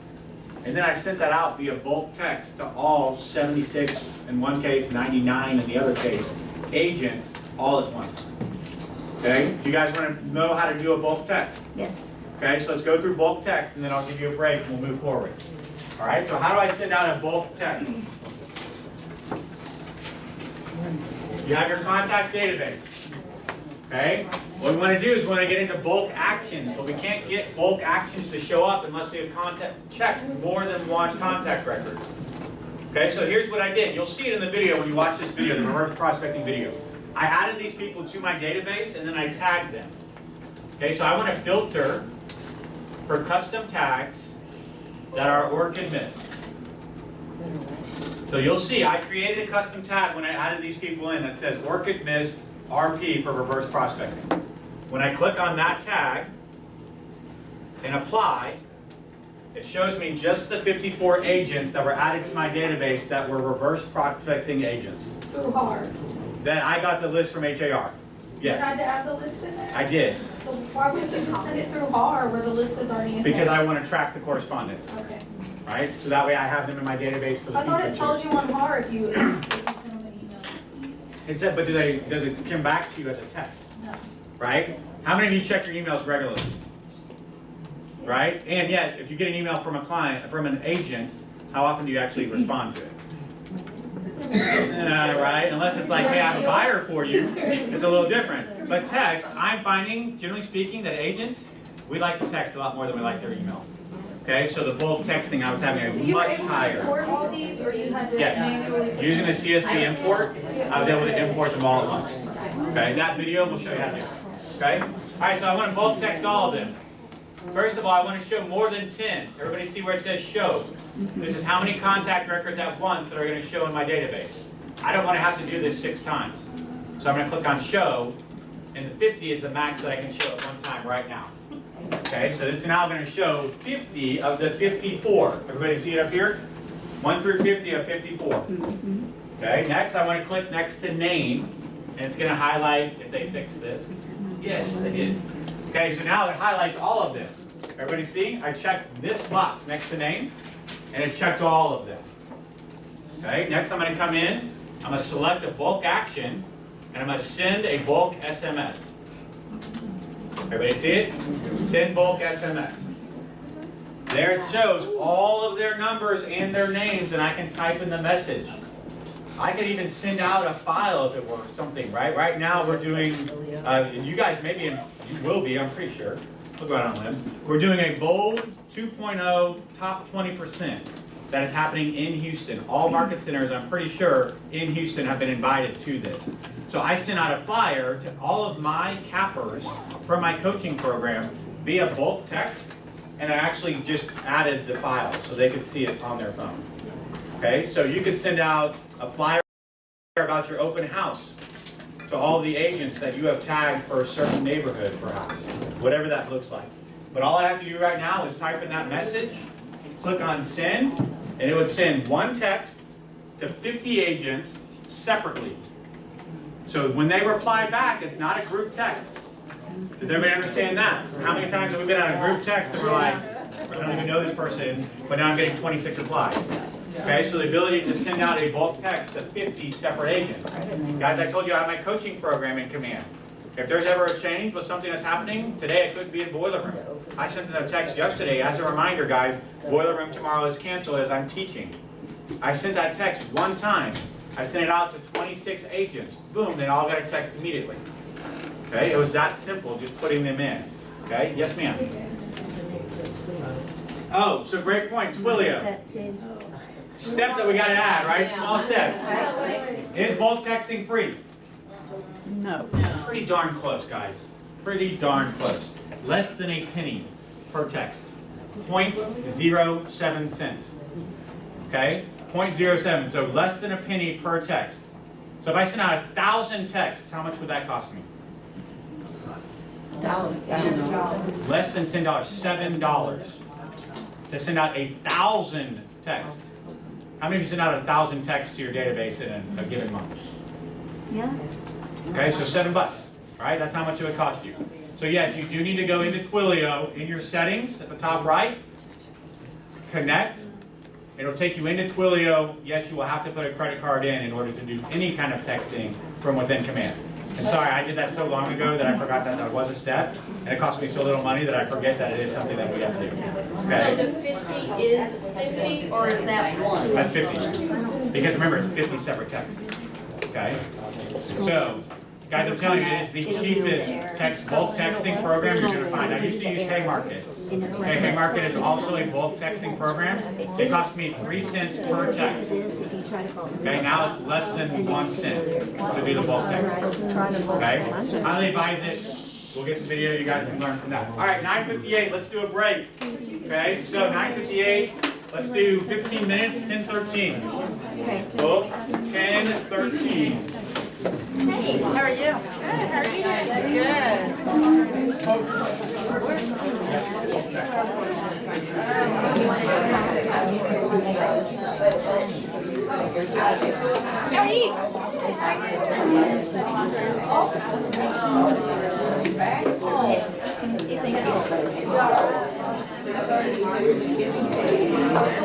So far, so good?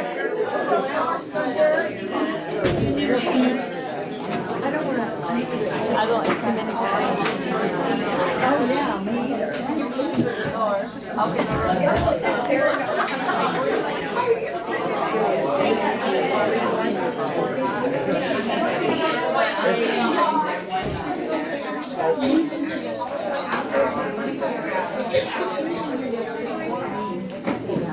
Time out. I usually have a, wireless one at home. It's working.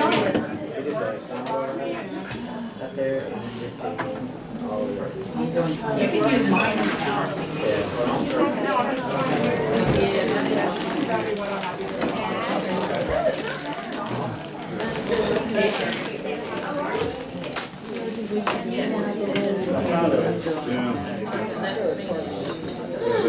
And you'll just put that in the same.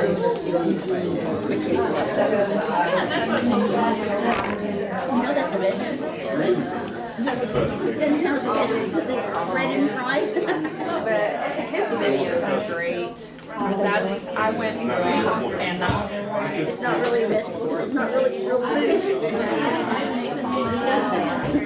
Yeah, they're easy. I would do like 4 or 5 a day. Yeah, 1 step. Sure. That's easy.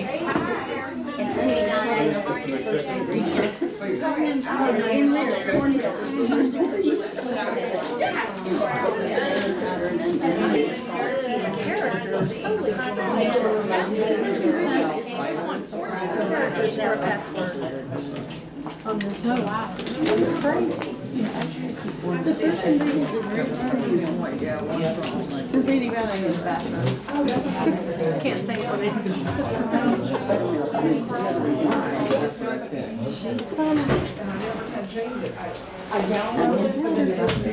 Monosodium glutamate. Sorry. How are you? Good, how are you doing?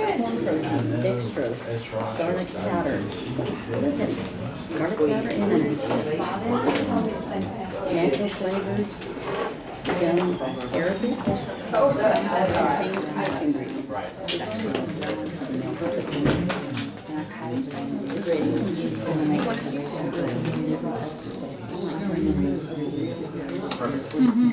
Contains milk ingredients.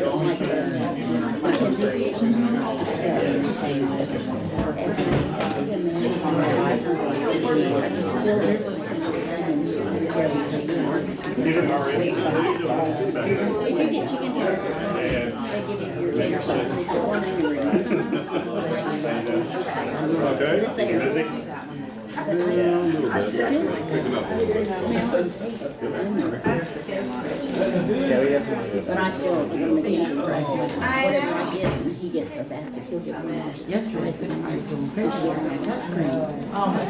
worth it, because there's some good ingredients.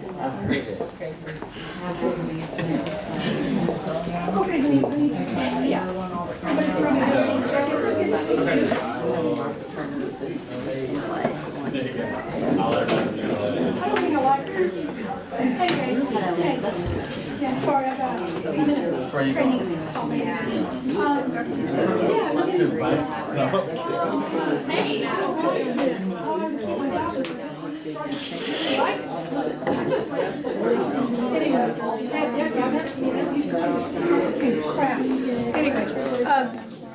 No, you didn't.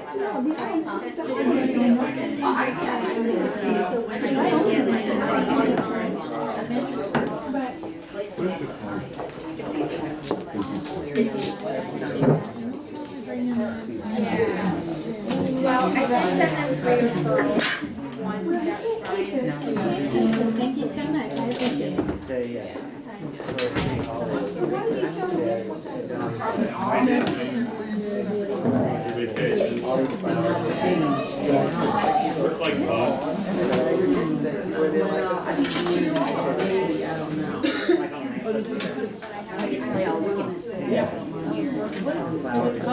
Like 3 times.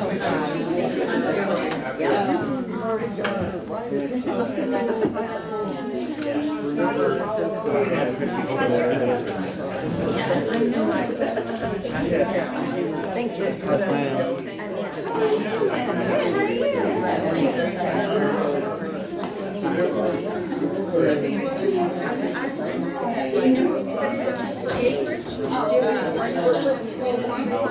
Always keep an eye on land. I have one guy who's looking for a lot of acres. No, but you're gonna have people wanting to keep the sloops after they sell. How many do you have? 19. Not in that area. It's very nice property. It's got a creek and a pond and is it weird and fenced or? Anna, I'm Bill Cannon. How are you? Yeah, been a long time. I was glad to see you. There's a little old mobile on it. Good on command. Yeah, sure. Kind of pasture improved. There's. Hi. Hey, I was got one little over an acre for a blueberry farm. Have multiple houses on it. I'm just trying to think, because I work with, cattle producers, so can we turn out, like, if it's improved pasture, we can run more head, on hay, you can run 2 cows in 1 acre probably around. They said 12-ish. It depends on the area, what the production is, but you're going to be looking a lot less than 2 acres. I don't know. It's unrestricted. Yeah, but that's good. Boy, you're getting out of my I'll find out. I didn't know. I've never been. Yeah, no, I'm just like, when I'm talking to producers, that's what I ate. you know, kind of tell them, and like, when I'm a producer, I want to know all these things, so. Yeah. Well, you guys are keeping in mind. Yeah, no, that's the acreage. How much are they asking? $379, but they're negotiable. We had an offer quite a bit lower than that, and they came up just a little, and the other people wouldn't. So there's some wiggle room. Okay, so they're motivated. Yeah, Somewhat. it's paid for. It's been in their family forever. They just want to do something else. And it's right in the middle between 45 and 59. I mean, Okay, that's what I was gonna ask. It's good location. And yeah, what location. kind of fence does it have? 3-strand barbed wire? See,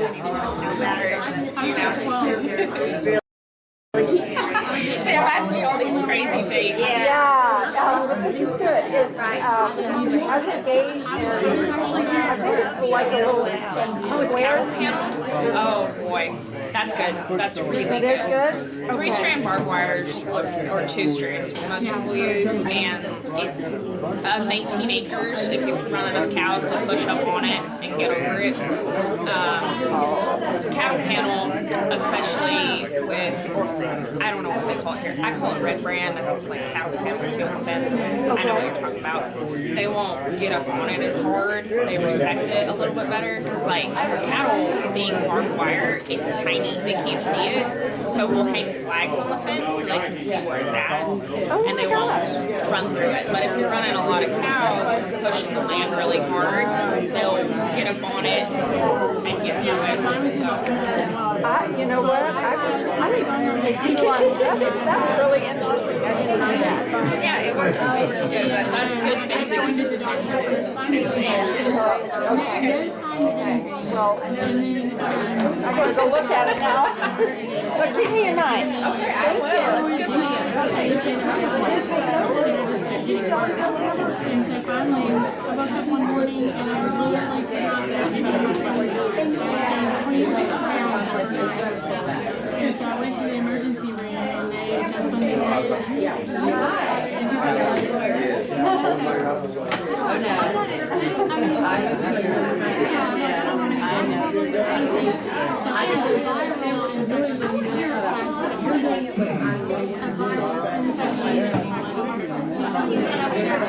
and so I went in and I was 20%, and then I've been at 22% up until medicine, and now I'm at. You know how to stop this during the break? It's still recording. So, but yeah, Diana came and told me, she was like, medicine, and she said, it's an estrol, and I said, me too. And trust her, yes. I was on the Senate, and then he took me off of that. It's been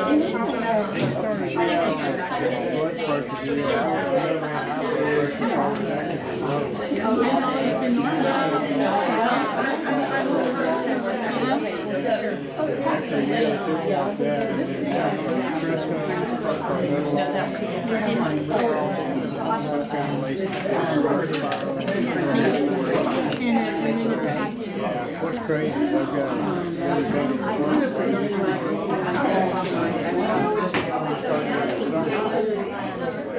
going back to college.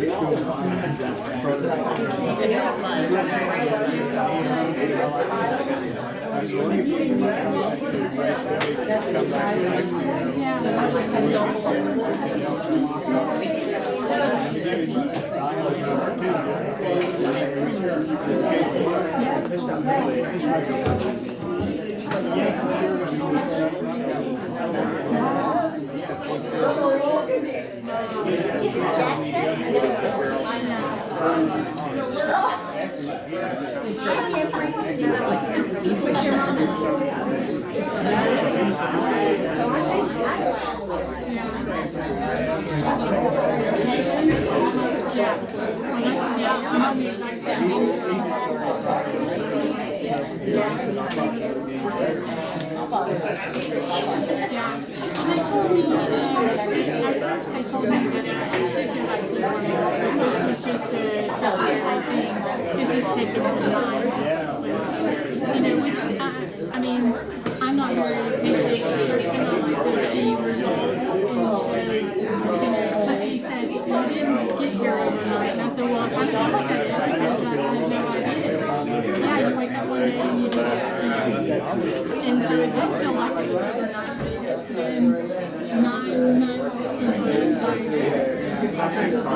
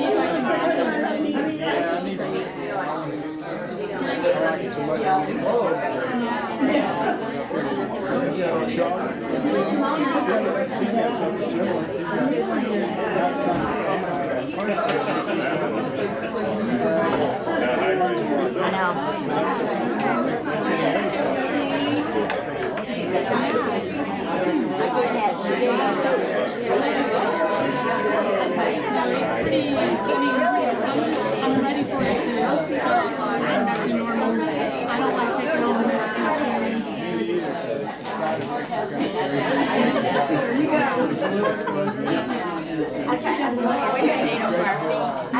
that's what I was thinking. Absolutely.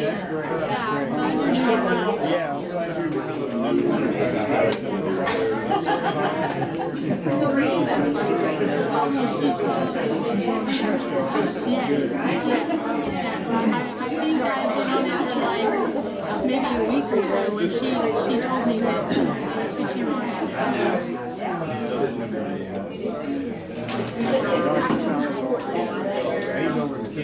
Yeah, she was telling me.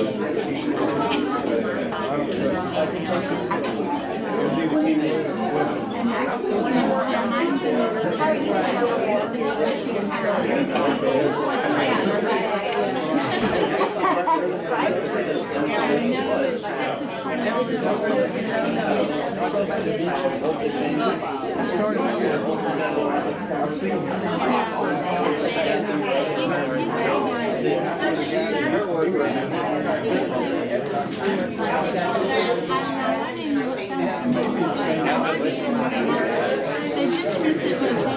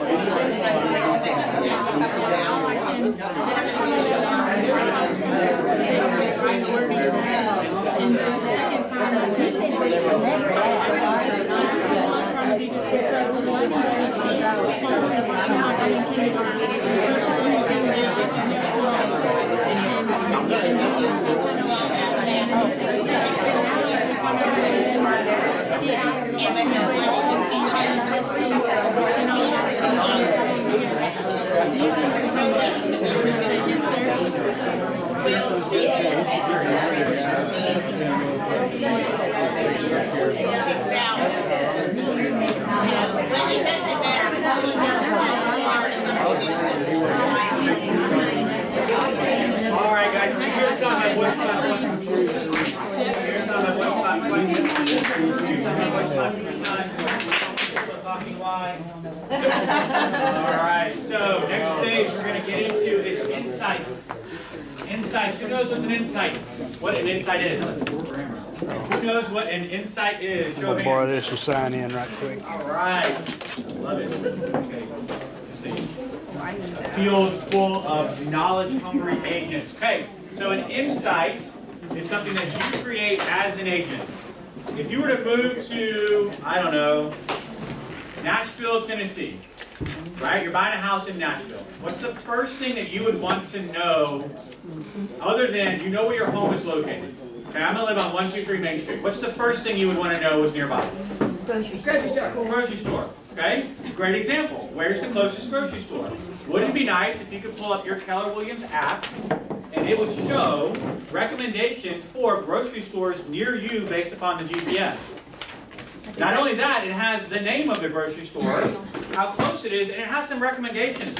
Don't go Saturday before 10 o'clock. It's a S show, right? You probably would have put that in there, but you understand, right? Parking is always better on the west side of the building. Okay, so you know where the grocery store is. What else do you want to know about? Schools. Where are my kids going to go to school? Right? So I can pull up on the app what's the closest elementary school. But what's better than knowing just the school? What if you knew the mascot? What if you knew the principal's name? What if you knew the website for the school? What if you know when enrollment is for your kindergartner? Okay, are these all things that would be helpful to you if you pulled up that insight? Yes. What else? Schools? Grocery stores? Restaurants. Right? Where's the closest? Bars. Front row's representing, right? So yeah, where's the nearest nightclub? Where's the nearest bar? Where's the nearest restaurant? Where's the nearest gym? Doctor's office. These are all insights. Okay, now I can go on Google Maps and I can find all of that information, correct? So how do you make it more valuable? You put in your insight about that place. It's the difference between a place and an actual insight. There are Chick-fil-A's in my neighborhood where if you go in the wrong entrance, you have to do the full 360 all the way around the parking lot to get into the drive-through lane. It is a cluster. It is a royal pain. It is a do not enter on this side or you will take 10 minutes just getting around the parking lot to get into the drive-through lane, which will take you another 10 minutes to get through. So is that an insight when I say, hey, come in off of Cinco Ranch, don't come in off Commercial Center? Yes. Okay, so if I was new to Nashville and I'm like, hey, I want to go to that Chick-fil-A and I pull it up, I'm like, hey, I better come in off of Commercial or Cinco Ranch and not Commercial, right? So that's an insight. Guys, think about things that Google doesn't have. There's a neighborhood park in my neighborhood. It's the lake at Fawn Lake, right? That's the actual lake. But there's fishing allowed. It's catch and release between dawn and dusk. There's a walking trail. Okay? There are a couple of yards with loud barking dogs. So if you're going to walk your dog, just make sure they're on a strong leash. Okay? These are the types of things as an insight as someone that lives in that neighborhood that I could then provide to you as someone that's moving into Fawn Lake that you would want to know about. Okay? When you download my Keller Williams app as a consumer, you will see all of my insights with my name on them. Okay? You will see additional insights from everyone else that has created them with no name attached. Okay? Make sense? Because Keller Williams wants to provide value to our consumers by providing these insights to them as a whole. However, if it's my app, I get credit for the insights that I have created. So you can imagine if somebody's looking at Fawn Lake, and they're looking at my app and they see, wow, Marty not only has the lake, he has the clubhouse, he has the park, he's got the dog park, he's got the nearest elementary, middle, high school, grocery store, all of those types of things included. But what do I look like as far as Fawn Lake goes? I know a couple of things about Fawn Lake, right?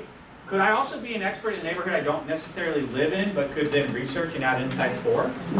Okay. Now you can go to the Keller Williams, you can go to the App Store right now as a consumer and download our Keller Williams app and not be tied to any agent. You guys know that, correct? A consumer can go to the App Store, no one shared a link with them. They are just.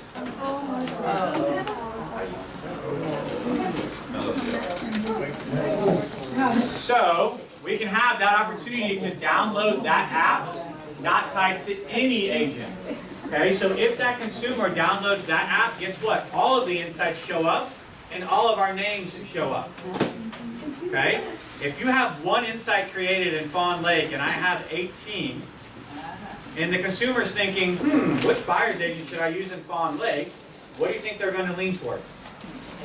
Using the agent that has the 18 insights. This guy seems like he is tied into this neighborhood. Okay? Can you guys see the value of creating insights yet? Yes. Okay? If I create an insight and it says this is the local Kroger's, there's no picture, there's no description, basically it just says Kroger's in the address. Is that a valuable insight? No. At least you know where Kroger's is. However, if you were to go into Kroger's and you took a picture of the Kroger's sign, then you took a picture of the hours that are posted on the door, right? Because that's what we always want to know. And then you just walked inside and, hey, it's a jumbo Kroger's, right? The ones that sell the clothes inside of them. So you're taking a picture of like the clothing aisle, tripping people out because they're coming from Nashville. They've never seen clothes being sold inside a grocery store, right? So those are types of things that you're starting to add value. Well, your insight has 3 photos and a whatever, 200-word description. And mine just says Kroger's. Do you think Keller Williams is going to look at that intellectually, algorithmically, whatever that word is, right? And say, hey, there's 2 insights in this exact location. There are 2 insights. Which one are we going to show the consumer? The one with 3 pictures and a 200-word description, or the one with no pictures and no descriptions? Okay, so creating insights is important to create them, yes, and be comprehensive. Pictures, descriptions. Okay, what would a consumer really want to know? So how do we create an insight? I'm glad you asked. We go to Local Insights. So click on the Local Insight tab. Okay, so we're going to start to see who's been doing work. Okay, so we can see right now it pulls it up via GPS. So all of your screens should look very similar to my screen. Okay, you can see right now, here is where we are. And here are local insights already created. Now there are 16 at the very top. Okay, you can see 16 that have been created. Guys, that is a wide open playing field. Okay, I can tell you typically when I teach this class and I pull it up, there's usually 50, 60, sometimes even 100 or more. Okay, so game on. You all have that opportunity to start creating insights. Okay, so let's look at the insights that have been created. Beth, are you in here? Beth Gorman. No? Yes? Beth? Okay, great. And Judy Regal. Judy, okay. You guys like each other? Your friends? Okay, we're going to do a little bit of a comparison, and I love you both, okay? Just know that this is just what happened to pull up on the screen, okay? So, Beth, you created an insight for Keller Williams Advantage Realty, correct? Do you have a photo? What I heard was not yet. Is that what I heard? Just working on it. Yeah, okay, perfect. So now you're learning, right? Hey, don't worry, half the class didn't even think to put Keller Williams up there, so you're still ahead of them, okay? So great, you have the insight created. Judy created the insight, and she actually took a photo of the outside of the building, correct? Now that is your photo, correct? Yes, it is. Okay, so here's a big caveat. Make sure it's your photo. What you do not want is a copyright claim coming after you because you used someone else's photos. So be very careful. Okay, now when you're doing logos, that's a little bit different. If you cannot get a photo of the actual front of the Cane's Chicken drive-thru, right, you can still put the Cane's logo. That is a public logo, right? It's a private logo, but provided for the public to utilize. I can't see Cane's coming after you for advertising their location. But if you went after if you took my pictures from the Cane's insight that I posted, and then posted them on yours, yeah, I might be a little frustrated because that was time and effort that I put in, and then I could come after you for utilizing my photos.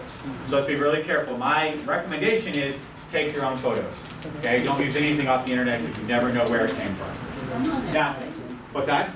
I'm on there too. You're on there too? I'm on there twice. Okay. Why don't let's see.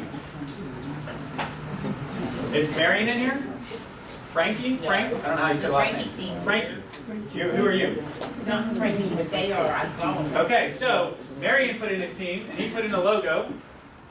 Brenda put in the team, no logo, but she put real estate agency, so you can also see that you can tag these insights as well. Okay, so if you just need some ideas, get in here and start looking about what's already there and say, oh, okay, I could do some other ideas.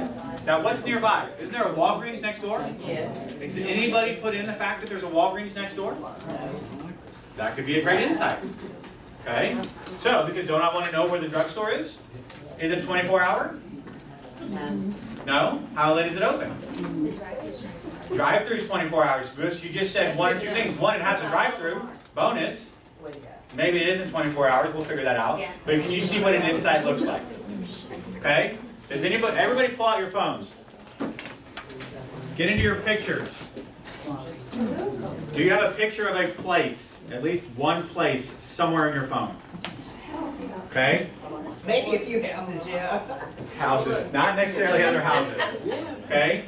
That's basically how you can create an insight. So let's go through that process. I want you to email that photo to yourself. Okay? Because guess what? We're going to create an insight here in a second. You said not a house, not a house. Not a house, no. All right, create new insight. You see the top right? Yeah. Create new insight. So the first thing it asks us, is this a place or an area? What's the difference? Montgomery or Walden? Both what? Places. Area. Walgreens is a place, the area is Montgomery. There you go. Okay? So the difference between a place and an area, a place has a specific address. Okay? Can we agree that Houston Zoo, that's an area, right? Because you got the pond, you got the actual zoo, you got the lakes, you got all that. That could be an entire area. The museum district, could that be an area inside? Right? Because that incorporates a large portion of places. Generally speaking, 99% of the time, you're going to be putting in a place. Okay, so I want you to click on place. Location, you need the address of the location. So if we use a business card, can we do that as a picture, a business card? I would be careful because, again, it could be, so tell me more, what kind of business card? From like a local plumber or something like that? Or? Yeah. Yeah, with their permission, I would just say, hey, I want to advertise your brokerage or your company or your whatever. Are you okay with me using your logo online to send people your way? Most of them are going to say fine. It's always ask for permission. Okay? So, let's find the address for the Walgreens next door. We're about to blow Walgreens up. How did you get to create inside? Very top right corner, it says create inside.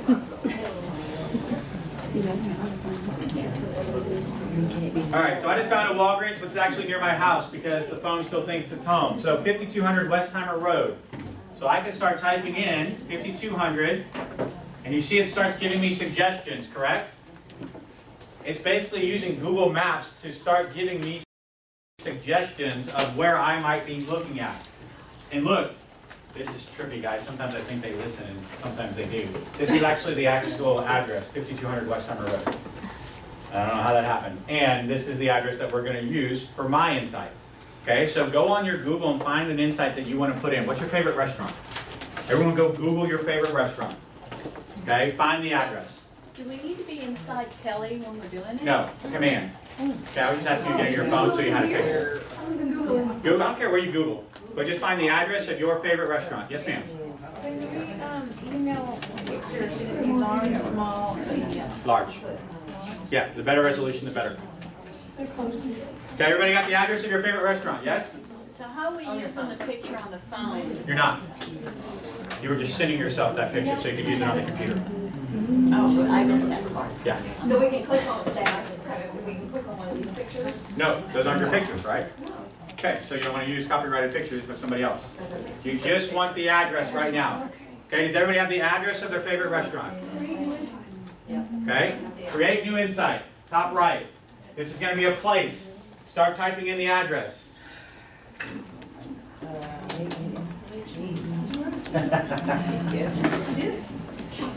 Do you see the pin then drops? Does everybody have the address of their favorite restaurant in? Okay, it then creates a pin on the map. Is that where your favorite restaurant is located? If for any reason you know that's a little off, you can actually drag this pin to move it. Did everybody see? I can move around the location. Now be really careful because generally speaking, Google Maps is rather accurate. Okay, but if you know, hey, it's a brand new restaurant and Google hasn't caught up, it's actually on the other side of the corner, you can drag that pin slightly. All right, what's the name of your restaurant? Type it in. Yeah, that's my second one. Okay. What's the category? Restaurant. Okay, so choose restaurant. Does your restaurant have a bar? Choose bar. Excellent. Does it have nightlife? Choose nightlife. Okay, you can start seeing all of the different categories that it could fit. Now, you're not going to see this entire list, unfortunately, when you go down. It's only going to get you to the very bottom of the A's. Sometimes you just have to start typing. So, Walgreens for me is a drugstore. So I type in drugstore and pharmacy. Okay, it also has groceries. So I could add groceries. Okay, so you can see how you can add different categories. The more categories that I have, the more widely searched my insight might show up. If somebody's searching for groceries, right, it's not an amazing selection, but we all know if we just need a Dr. Pepper and a bag of chips, I could get that at Walgreens. So that's a grocery, right? It has drugstore and pharmacy. So your favorite restaurant might also have live music on Friday and Saturday. Is that nightlife? Is that entertainment? Right? Is that a live venue? So sometimes you have to start thinking about what are all the different categories that could show up. If you're sometimes stuck and like, I don't know, what should I call this? Go look at insights for other restaurants and see what other tags they have added to those restaurants. Does that make sense? Cheat, use someone else's insight. Oh, I never thought about having a restaurant also be a bar and a live music venue and nightlife. Okay, so these are all tags that are then showing How do you up. add an extra one? Like I have a restaurant and I tried to put bar in next to it. So just click just to the right of the tag you've already created, and you should get the blinking icon. This little blinking space, then start typing. But then how do you save it? Like, You just oh, it space worked bar. that time. It Yeah. worked that time. Okay? So, and then finally, details. What's the favorite thing that you like to order at your favorite restaurant? When's the happy hour? Right? Are the frozen margaritas better than the salts? Is the El Presidente worth $2 more? Right? Should you get a floater? Right? So we just took that margarita example a little too far, but you understand what I'm saying, right? Like, I really like margaritas. And you're like, hey, the frozen one is crap, but they hand make the mango one. That would be an insight that I would want to know. Right? Order the Presidente and it doesn't come out of the machine. Alright, cool, I like margaritas, but I don't like machine margaritas because the Lord knows what's inside the machine. I want it handmade. Okay, now I know, thanks to you, to order the Presidente. And by the way, Tuesdays are Presidente Tuesdays when you get $3 off. He does. Right? I go to a bar or two, right? I didn't tell you, but my background is restaurant management. Okay, so that's why I can speak about margaritas and some of those deals. Okay, so put in the details.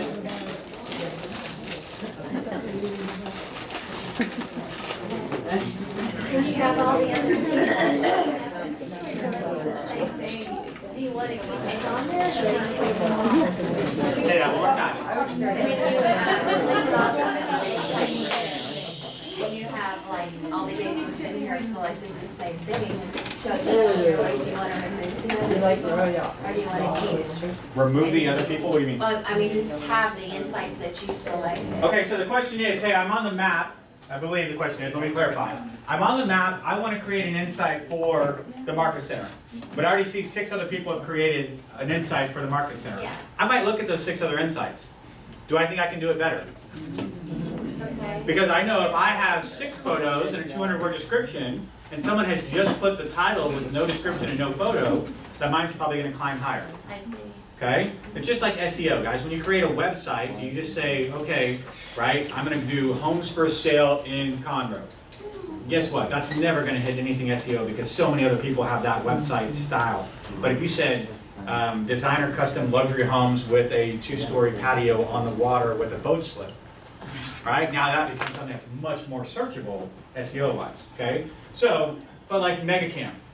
When you guys go to Mega Camp, you're going to see the Austin Convention Center has been named as an insight like 700 times, right? Because Command, Kelly, came out, right? Insights came out during Mega Camp last year.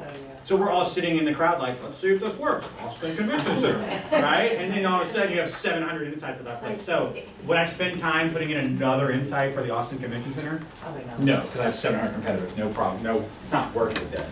But can you delete insights, like if there's 3 of the same ones? Can you delete yours? Hide them?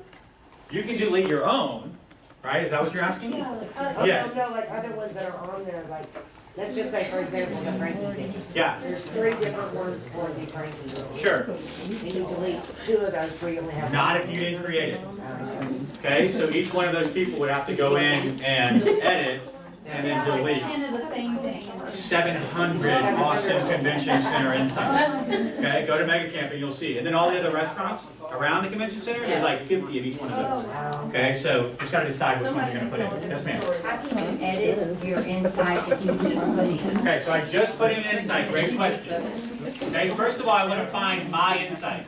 At the very top, you'll see a toggle that says My Insights. Everybody see it? Toggle. Okay? And I got to refresh because I just put it in.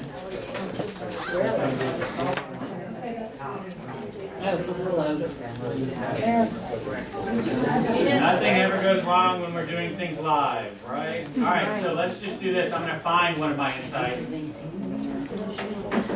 show you how to edit. Okay, see here, I have moved the map. Does everybody see this? This is my hood, okay? So this is Katie. It shows no insights. That's not correct. I know I have a lot of insights in Katie. I have to make sure I click search this area. So at the very bottom, click on search this area. I have my insights checked at the top right, correct? I just clicked on search this area, and you now see all of my insights that I personally have created.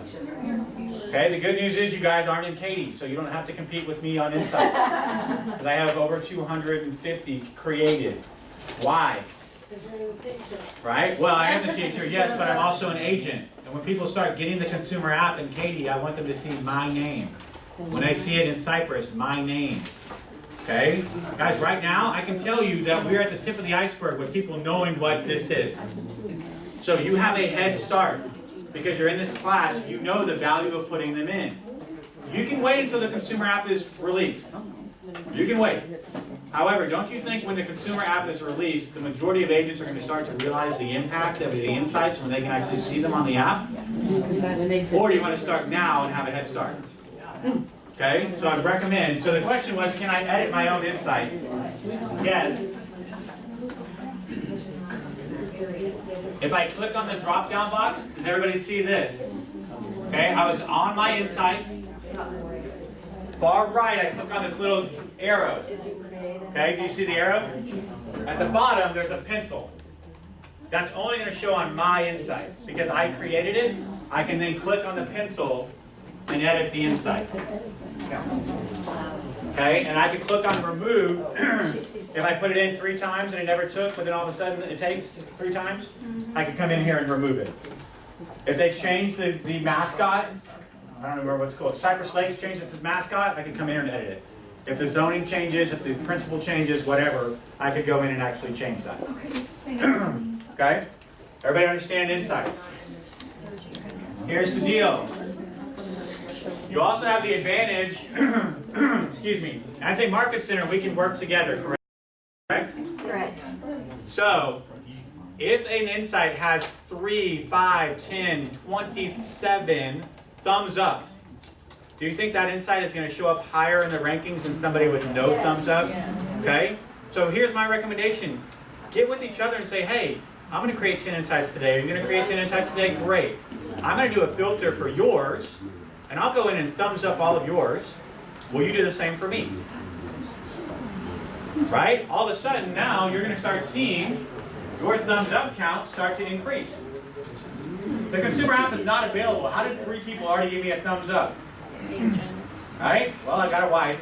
And 2 kids. Right? And 2 kids. No, they don't have to count. But you understand what you can do, right? So utilize one another. If I don't get the business, wouldn't I rather have you guys get the business as compared to some Remax agent or Gary Green or whoever's your competitor out here? So good. What's good for the goose is good for the gander, right? So I would highly recommend, I don't know if I said that right, I'm not a land guy, but you know what I mean, right? So I would highly recommend that you thumbs up one another's insights, unless you have the same insight. Okay? You can also leave comments. You see here at the bottom, I can leave a comment. So if I want to comment on your insight, like, hey, this is great, fantastic stuff. I never knew to come off of commercial. I always come out of Cinco Ranch. It's stuck in that Whirlpool drive-thru that they have there, right? That just sucks you around and around and around, and finally you get your order. Okay, so that could be a comment that I could leave on one of your insights. Never knew the Presidentes were handmade. Thanks for letting me know. I love the handmade margaritas. I wouldn't have known without you. right? So you guys can comment on one another's insights as well. What if it's a bad comment? Can you take it off? You cannot take off a bad comment insight. Okay? But karma is a you know what. Yeah. That's all I'll say. Okay? Now the thumbs down, karma is also a you know what. Okay, but consumers can get in here and be like, hey, you know what? You told me Tuesdays was Presidente Margarita Tuesday, so I drove 20 minutes to get to your Mexican restaurant, and they have discontinued that special. Thumbs down. Okay? So making sure that your insight provides valuable information where consumers are not like, nah, this is a crappy insight. One thing I am concerned about, I'll be completely transparent. The thumbs up and thumbs down is about the insight, not the thing that's being incited. Okay? So if your favorite Mexican restaurant is favorite just for you, but Yelp has it at 1 star, you might not want to do an insight for it. Because consumers might go in there and be like, yeah, the margarita was okay, but the place was a crap hole. Right? Like I'm going to put a thumbs down because they think they're recommending or not recommending the actual restaurant. Okay? So be careful about which insights you do create that everyone else likes. Questions on insights? I just have to ask a quick question on, for everybody creating an insight for this location, wouldn't it be best that they use like Beth Gorman Realtor or Judy Regal Realtor instead of? So fantastic question, right? You cannot put any identifying information for you as the realtor in your insights. The algorithm will catch it and they will delete it. So the Frankie team, but you know. Correct. Yeah, so that's they- not, they should- most likely that by the time the consumer app comes out, it'll it's be going to go away, Okay. right? You also don't want to put it in the description. And that's no offense to the Frankie team. Any of you could have done that, right? Right. So the consumer app is about not about you. It's building, right? Yelp doesn't say, hey, this is a great restaurant. By the way, call me if you ever need to buy a house. Right? So this is about the consumer and enhancing the consumer experience. If you put your phone number in the description, they will catch it. Right? If you put your email in the description, they will catch it. Right? Your name is already there. They're going to see the insight with your name. That's what you get. Okay? So you'll see none of my insights have my name. If you go through all of those, there's no call Marty Miller to buy a house in Katy. Right? It's just putting in the insight and adding as much value as possible. in So that if we all enter this address with do Keller Williams Advantage, that's it? Well, someone could walk around and take 20 pictures of the interior, Yeah. right? And somebody could put a 200-word description, and someone could just put Keller Williams Advantage. Somebody could go around and say, hey, well, you thumbs me up and I thumbs you up, right? And then all of a sudden you have 20 likes on your Keller Williams Advantage insight, whereas I wasn't that active, I have 1. Then yes, yours is most likely going to climb, and that's the one going to be shown to the consumer because the algorithm says this one has the most value. Make sense? Okay, any questions on how to create an insight? Guess what's next? Hold your hands on, right? You got 10 minutes, 10:43. Okay, at least 3. I want you to create at least 3 new insights. It could be 3 more restaurants. It could be drugstores. It could be schools. It could be a park. Right? 3 more insights. 10:43. We're going to go until 10:53 to create 3 new insights. Take a note. Make sure that you go in and edit and upload photos.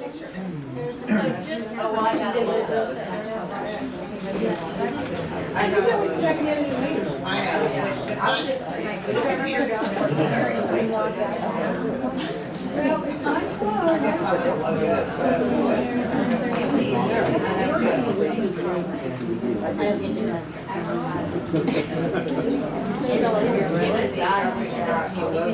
So you're saying that we can't put our name on some page of the But you can't put in like, hey, this is an amazing park. I want to buy a house across from my common. You wouldn't want to, right? You can't put that in, right? Did you have a question?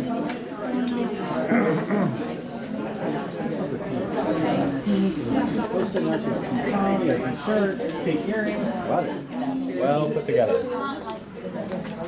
3 new insights. Now the question is, I don't have a photo, so why would I put an insight in?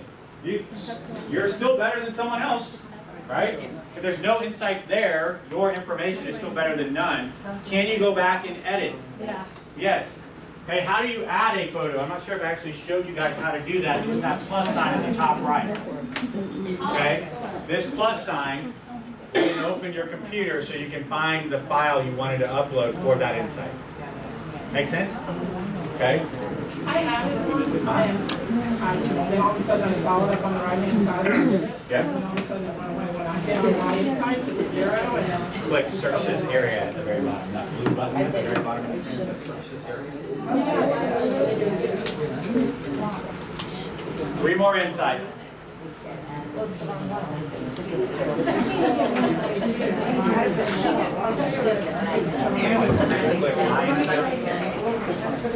can try to find it. At the very top. Slider that says My Insights. There you go. no results for it. Go down to the very bottom and search this area. Ours is the map. Is that the map area? What you type in. You gotta hover over the map. Where do you create the insight? Is it in that area that the map shows? So zoom out your map, very bottom right, that little thing. Zoom out a couple of times. Or you can click and drag the map as well. And then click on search this area. Once you map, right? So, there you go. You just had to move the map into a cover. It's not to show you insight for maps there. Right? That's why my insights weren't showing. Because I don't have the insights. All my insights are in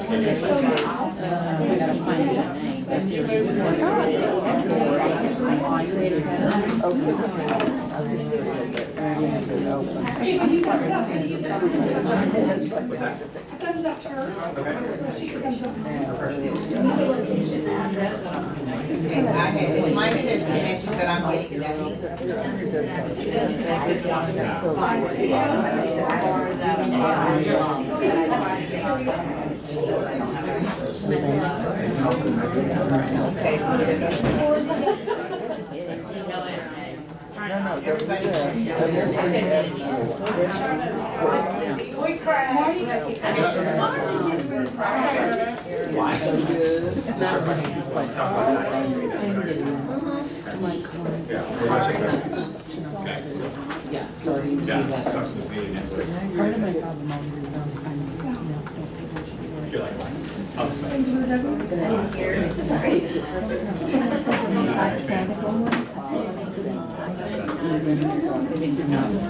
No, it won't.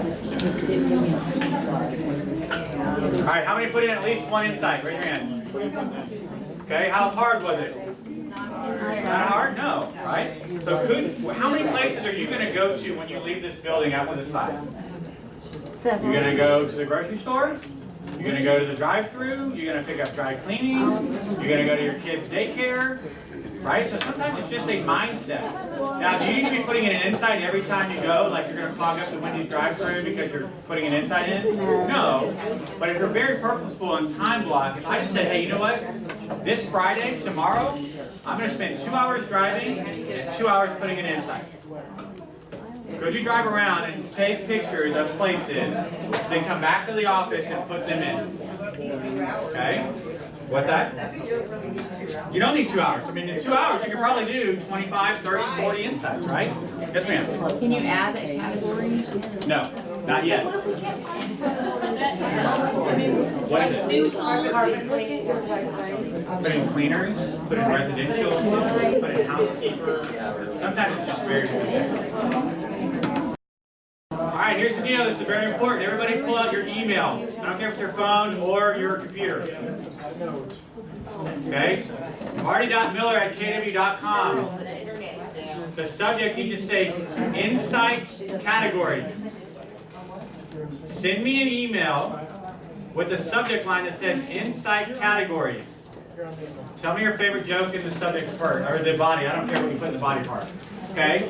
Just send me an email with a subject that says insight categories. I will reply. It will not be for 2 weeks. I'm going on vacation on Friday. I'm going to Austin tomorrow. Okay? But I will reply with the full list of all of the insight categories. Okay? So it's an Excel spreadsheet that actually has all 400 in alphabetical order. So we're asking about carpet cleaners. You could go through that list and see what lines up the best with carpet cleaners. What about Okay. some, Go ahead. new homes? Yeah, I don't know. I don't know what's on the list. There's 400 of them. So send me an email, marty.miller@kw.com. Make the subject line Insight Categories. And I don't care what you put in the body, tell me a joke, whatever you want. But then I'll reply back with that actual spreadsheet. Okay?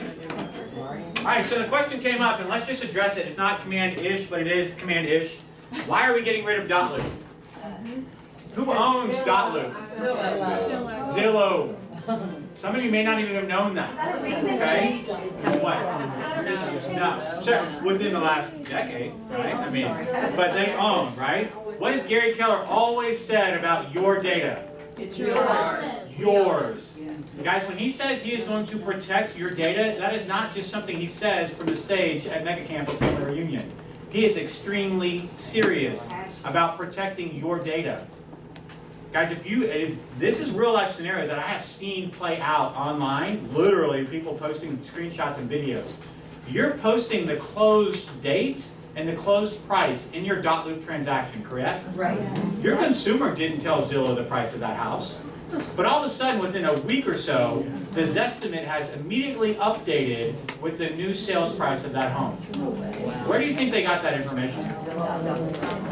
From our .loop, evidently. Okay? So, when he said that he is protecting, .loop has not agreed. .loop has said, hey, we're owned by Zillow. Zillow does what they want with the data. Sorry, you're one of countless real estate companies that we're affiliated with, and we benefit from that data. So no, we're not going to stop using it. Gary said, cool, deuces. We'll go with DocuSign. Okay, trust me, I am coaching people that are brand new agents, and I'm like, hey, I'm going to teach you .loop, and you're going to use it for 2 months. And then we're going to have to start all over again. Okay? However, think about it. First of all, your data is now protected. Okay? Also, if we do everything in DocuSign, Keller Williams has the data as well, correct? Like as a whole, our company has our data. What do you think they can start doing with that amount of data? How many transactions did this room close this year?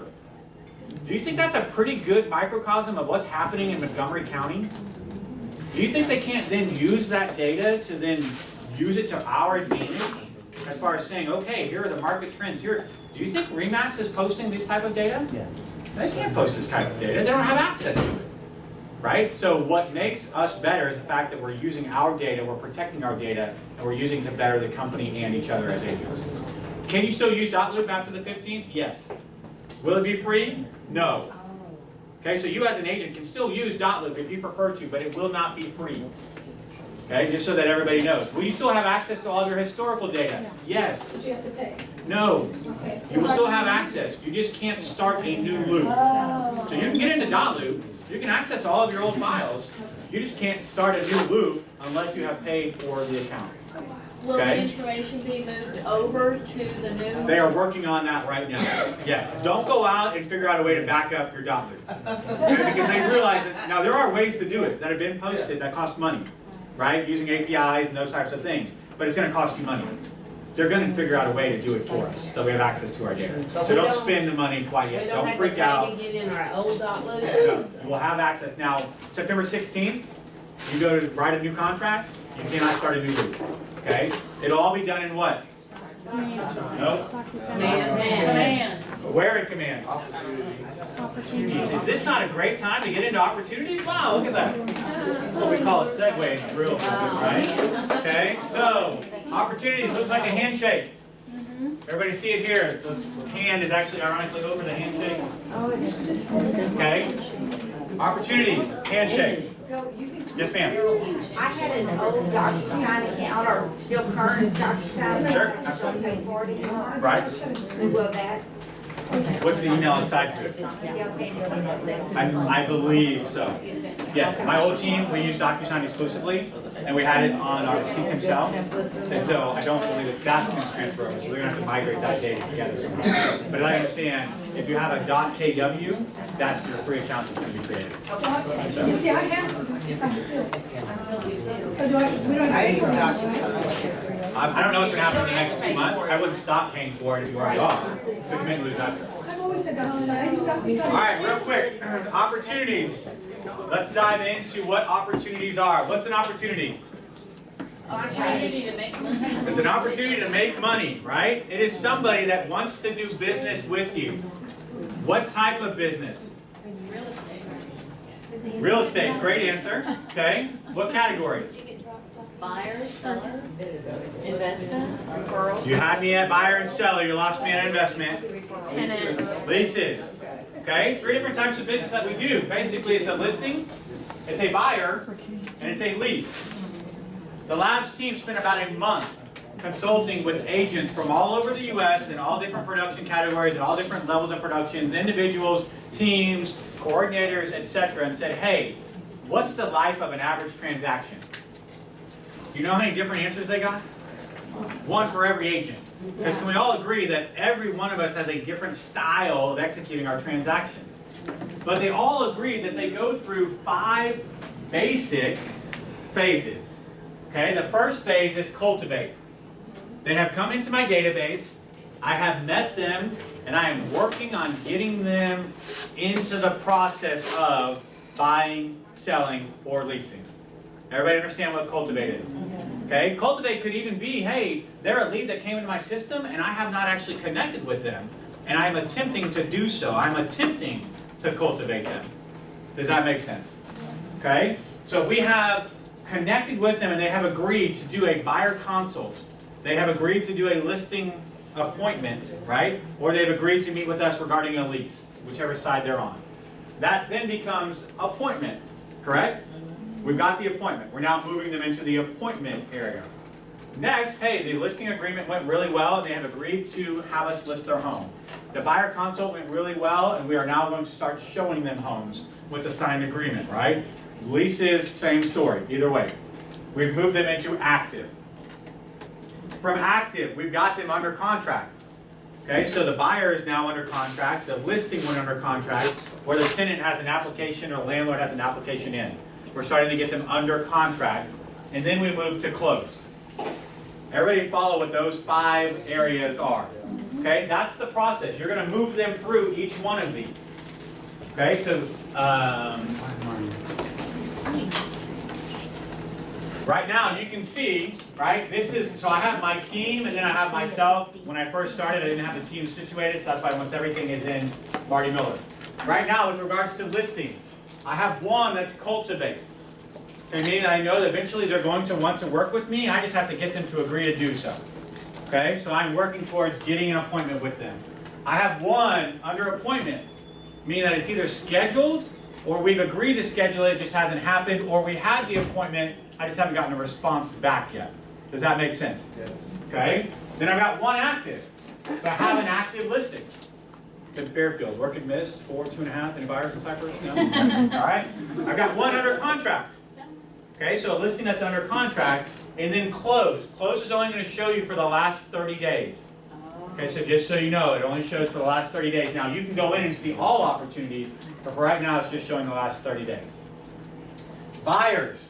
You can tell I don't do a whole lot of buyer-based business. Okay, I was a listing agent before I became VP of Sales and President. I don't like working with buyers, just clear and transparent, right? I much prefer working with sellers. Okay, so I have an active buyer. Lord knows it's a great thing when you get married and then her parents say we want to buy a house and it's in the neighborhood of $1 million. I'm like, cool. Didn't marry her because of it, but I'm glad I did because of it, right? So, $1 million buyer, her parents. That's an active buyer that I'm now showing them houses. That's my active buyer. We're going to submit an offer at lunch today, so everyone cross your fingers. If that gets accepted, we go under contract. And then obviously no buyers have closed as of the last 30 days. Okay, and then tenants. I don't work with tenants right now. I refer those out to my coaching program. So you see that's completely zeroed out. How do I start an opportunity? First of all, we saw the opportunity to add and contact to an opportunity when we were putting them in the contact card. You all remember that? I could do mark as lead, and I could do add to opportunity. Okay, you can also create an opportunity in the top right. Click on create opportunity.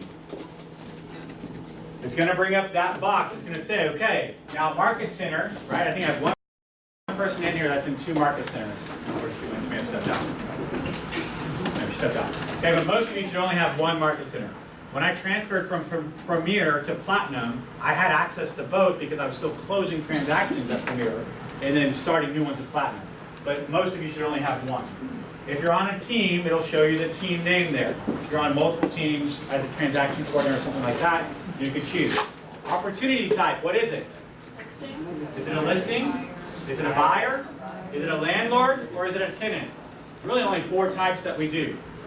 Okay, some of you say, what about investors? Well, investors are either buying or selling, right? Or they're a landlord. Okay, so it's one of those 4. Next, you have the owner. You have the client. Now, the client has to be in your database. You cannot enter them from the opportunity screen. Okay, so some of you are like, I'm creating a new opportunity for someone, but I can't find them in my list. That's because you haven't put them in your database yet. Okay, so you would choose that contact. You would choose the co-seller. Co-seller also has to be in your database. Right, so in this case, right, it's Susan Freilich and Mitchell Freilich. I could put both of them, Susan on one side, Mitchell on whatever. Opportunity name, what am I going to call that opportunity? If it's a listing, it's pretty easy. Right, 1409 South Austin Street. That's the name of the opportunity because it's a listing, it's a specific address. If it's a buyer, it's most likely going to be the buyer's name. Okay, but you can decide how you want to label that. You decide what you're going to name the opportunity. Custom tags. Okay, so you may want to start putting in tags where it's like, where did they come from? I have some in here that actually have the addresses, or excuse me, the neighborhoods. I created custom tags for specific neighborhoods because at the end of the year I wanted to track how many opportunities did I get back from Bond Lake Pine Lakes when I did all of that marketing towards Bond Lake Pine Lake buyers and sellers. Does that make sense? Okay, so you can put a custom tag in here if you choose to, or more. Question, if on opportunity name, if you put the address, like for right now, we're asking all of them to put in their dot loops, we look up their files when doing compliance as the address. Sure. So in here, when they're putting in the opportunity name, should they still be putting it in as the address, or? I'm not compliance. Okay. So if you tell them. Yes, put your address. Okay, so in that case, the opportunity name, because guys, this is your dot loop. This is the loop. This is also the green sheet.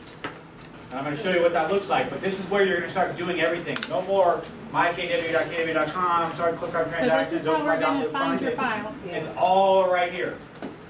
Okay? So just as compliance probably sometimes struggles, and I know because I have to find my cooking clients' transactions, I'm like, okay, well, what did you call it? Right? In Loot, I've had some loops that were called like Pine Lake Buyer because they forgot their name while they were starting the loop, but they would know what Pine Lake Buyer meant. But here I'm looking for Smith, Marty Smith, 123 Main Street. I can't find the loop anywhere. I have to search their name and then search through all of their loops and pray that I can figure out which one it is. You've been there, right? So address for the listing, and then I don't know, do you want them to go in and edit it once they get a buyer under contract to the address? Yes. Okay, so start off the opportunity with the buyer name. Once you get them under contract, you can change to the address. Yes. Does that work? Okay. Yes, ma'am. I can't hear you. Hang on real quick, ladies. Go ahead. She's saying to put the address under the opportunity name, Correct. but that pulls from where you put their name in. Yeah, but you can change the opportunity name to whatever you want. Right here. Okay. Right? So Because it says dash listing. Contacts. I can click on dash listing.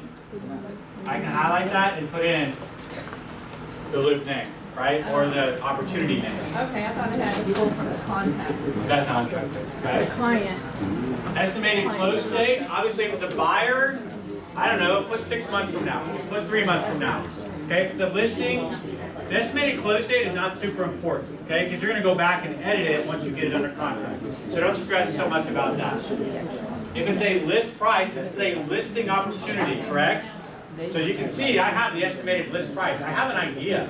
If I've gone on the appointment, I have a firm idea of what that list price should be. Okay, so put that in. Commission rate. I'm going to get on a soapbox for 2 seconds. Quit discounting your commission. You're worth more than that. Okay? And when you discount yours, they come and ask me to discount mine. So quit doing it. Okay? You're worth 3%. When's the last time you went to the doctor and said, hey, I know it's surgery, but will you do it for 2%? Right? Will you knock off $1,000? Sure, I'll leave the scalpel inside you. Right? So, I'm off my soapbox. All right. Opportunity phase. Okay, phase. It's a brand new listing. We haven't met yet. Cultivate. It's a listing that I've already gone on the appointment, but I haven't heard back. I can change that from cultivate to appointment. I went on the list appointment and I got it, and I'm just now putting them into Command as an opportunity. That's going to be active. I'll show you what the stages look like in just a second. Okay, so for right now, let's just put them in Cultivate, and we'll put them in Watch. Just the first one that pops up, create the opportunity. Look, client name. Got to have a client name in here. When you create the contact, you said it's not a lead, it's an opportunity. It can be both. It's a lead and add to opportunity pipeline. Add the sales pipeline? Sales pipeline, yes, I'm Oh, sorry. okay. Once you click on add to sales pipeline, it'll ask you which stage and which page you want to put it in. Okay. Okay. All right, so here is our first screen on our opportunity. You can see general information, seller's worksheet, and then description. To edit any one of those boxes, I'm going to click the pencil to the top right. That's where I started off. Yes, once you got all the data, you hit create opportunity, this page starts up. Okay, so oops, forgot to add AA seller's husband. I need to edit that. Let's go in. Let's find co-seller was AAA seller. Now I can edit it. Well, maybe not. All right, well, whatever. You find somebody there. We'll just add it real quick. Okay, so you can add it, right? Yes, or I may have marked them not as leads, only as contacts. Okay, so they have to be, or vice versa, they were lead and not a contact. Okay, but that's how you can edit the actual information.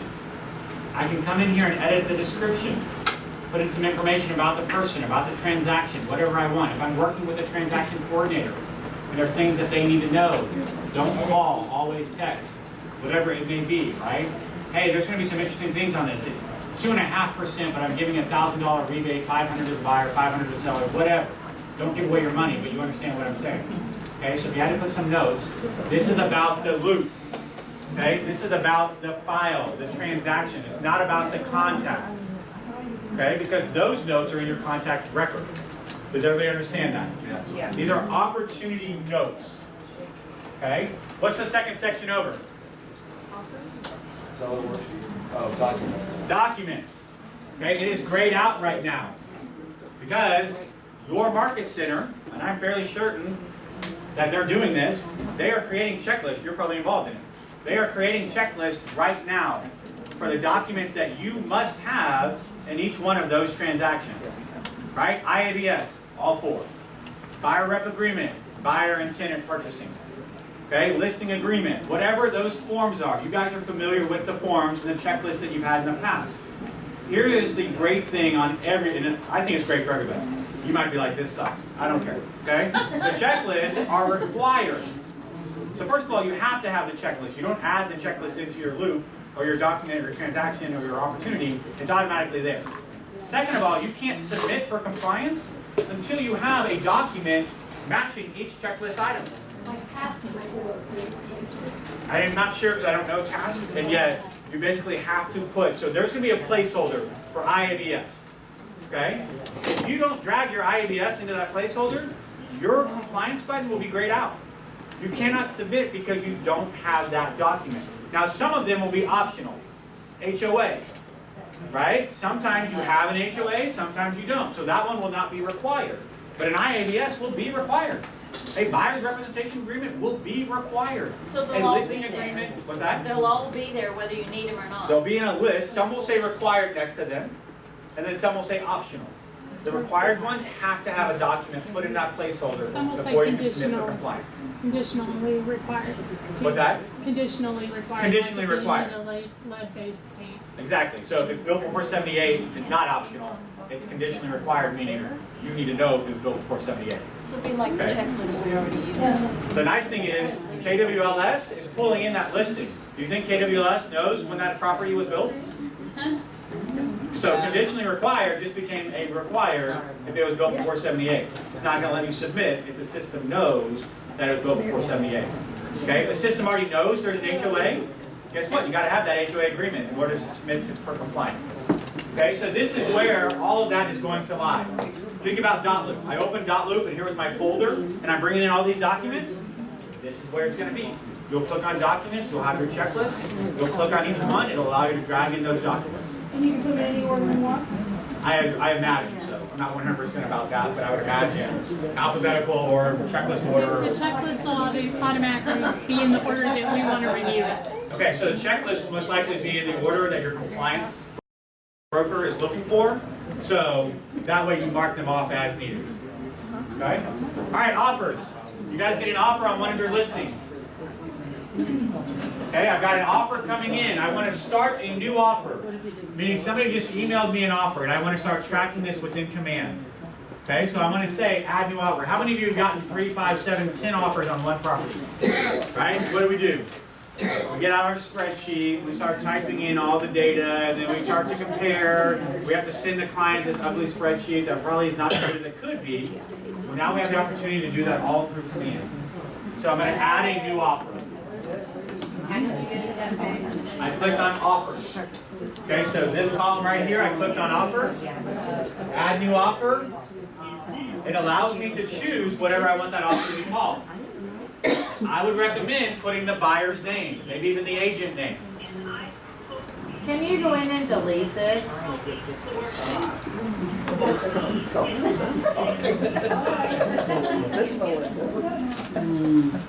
did it take 2 listeners? It was. Now, she's on her back. Sorry. You're okay. Not really. It's okay. All right. So, I'm going to start a new offer. Okay? Do you have compliance? Do you have a way that offers have to look? You don't care about the offers themselves, right? Okay, so my recommendation is put the buyer's name, maybe / the agent's name.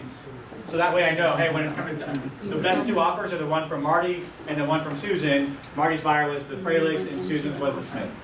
Right? So then you can create whatever you want as far as the title goes, but guys, assume you're going to get 10 offers on every one of your listings.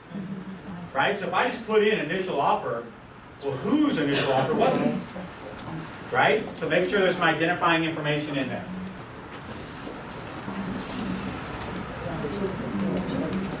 When you create the offer, the first thing it's going to say are what are the details? When did the offer come in? Today. Wouldn't we all love 3-day closes? I'm not sure why it defaults to 3 days, but we're going to have to change that close date.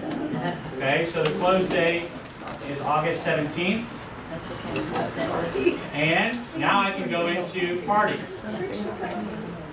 Okay, click on parties, and it'll show me now, here's the seller's information because this is already being pulled.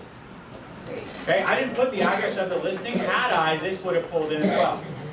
Okay, now I just have to start putting in the buyer's information. If it has an asterisk, it must be required. It's required, it must be pulled in. Otherwise, you can put in whatever other information that you want. Okay, so.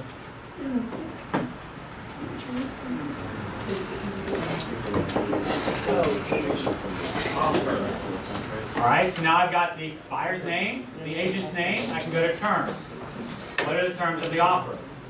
Is it all cash? Or is there some financing involved? Okay. What's the earnest amount? Is it a percent? 1%, it does the math for you. Okay, are you offering a flat fee earnest money? We're going to go big because we want them to know we're serious. Right, not that big. 15,000 earnest amount. You can see it does the percentage for you. So you can do either side. Option fee, how much? All right, so we did 500 for how many days? For 14 days, 7 days, 10 days, whatever you're negotiating. Okay, did we ask for a home warranty? Yes, pool, septic, we asked for 1,200. Okay, do we want any settlement costs? No. You would put in whatever that looked like. Okay, if you're receiving this offer, you're just filling in all the information that's on the contract already. Can we agree that these are the most important terms that are on the contract? Yes. Okay, so next we want to click on agent analysis. This is where we get to shine, right? Put it in writing. Because when you call them about 10 offers, you're like, 1's okay, 2's a little better, 3's not quite as good, 4 is okay, but this, 5 is that, right? It goes in one ear out the other, it just becomes a jumbled mess in their brain. Write it all out. I know it takes a little more time, but it will show you as the professional.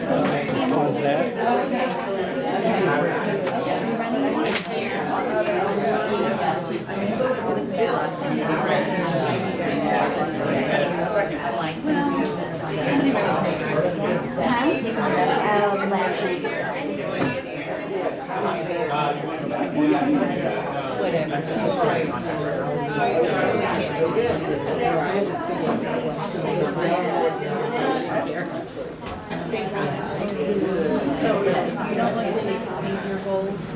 With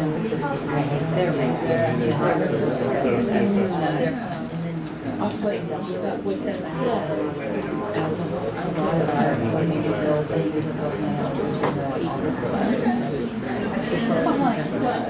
and they're all talking about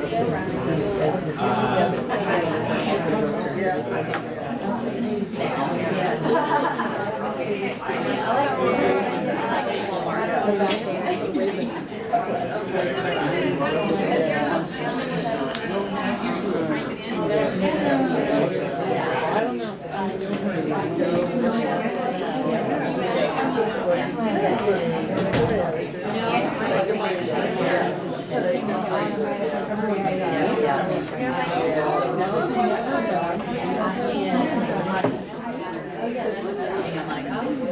All right, guys, how many of you added at least one opportunity? Sorry, maybe you didn't hear me. How many of you added at least one opportunity? For the sellers. Her, yeah. All right, guys, get in there because, again, what happened September 15th? That loop is gone. You have to use command.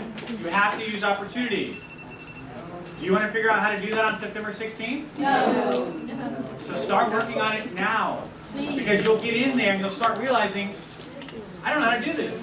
I don't know how to do it really well. I don't know what happens if this happens. What happens if that happens? Start playing with it now. Create Donald Duck as a contact. And then create a fake opportunity. And then get him under contract. Right? And make Donald a buyer. And then make Donald a seller. And then make Donald a tenant. And walk yourself through each one of those statuses. Just like we do with dollars.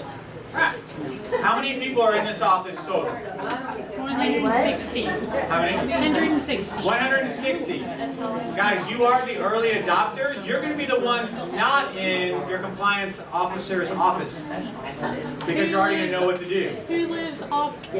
Right? Who lives outside? Knock on our door. Okay? Guys, we don't want slowdowns in your business. Nobody wants to keep you from getting paid. But ultimately, it is your responsibility. We are letting you know 2 months in advance. We are training you how to do it. It's your choice. That was too hard. That was too much. It's not working perfect. I'll wait until the 15th. But guess what? Bills are due on the 16th. Right? Because you didn't do or whatever. Right? If you don't learn how to do it now, yeah, it could cause slowdowns in your money. And nobody wants that. The Market Center doesn't want that. Keller Williams doesn't want that, so we're giving you as much notice as possible. If you choose not to play now, you may suffer later. Okay? So when can we start using this to put any new contracts or anything in? Soon. You can start putting in the opportunities right now. You could put in, you saw, right? Dawn's under contract. Or Beth's under contract, excuse me, Dawn Holiday. Beth is under contract. Now, I can't do electronic signatures for Command yet. However, that's coming. Okay? Coming soon. We can't do the contracts from Command. We still have the contracts. For now. For now. Okay? So that ought to be in place by the time that dollars takes place. Oh, it'll absolutely be in place. It'll be in place soon. We're not going to make it, it's not going to show up on the 15th of September. Okay? So it's actively being done. You're working the checklist right now, correct? Yeah. So hopefully within the next month. We have a training on July 25th and then another one on August 8th. Here. No, for Yes. Yeah. Compliance. Okay, gotcha. All right, guys. Several times I referenced a Facebook group.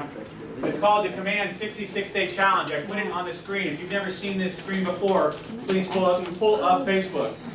How many instructors do you know that are like, yeah, get on Facebook? Yeah, right. Right? During the class. But do it. Okay, get on Facebook. You can also look on our Keller Williams closed Facebook group. We posted it every day for 66 days a couple months ago. Love it. So, you can go up to that white box at the very top of your screen with the magnifying or search glass. Type in Keller Williams Command 66-Day Challenge. You may have joined it at some point and not realized it. If you haven't joined it, please request access. Join. Click on join. It's going to ask you 3 questions. What's your Market Center number? Who's your team leader? 41? And how many contacts are in your database? Yes, 41. Okay, just put on 41 and then tell me a joke on the other 2. Okay? I know who you guys are and I will get you added today. Okay? This I will get done today for you. Okay, your other option, So here's the deal. Once you get into the group, the very first page, under announcements, everybody take 1 second and look, just so you can see this real quick. Under announcements, the very first post will be this post. This is a Google Doc. Guys, inside this Google Doc is every challenge I have done since I started Kelly 66-Day Challenge #1 last year. Okay, so you can go through and see the title of the challenge. You can then see the YouTube link or the KW Connect link, whichever you prefer.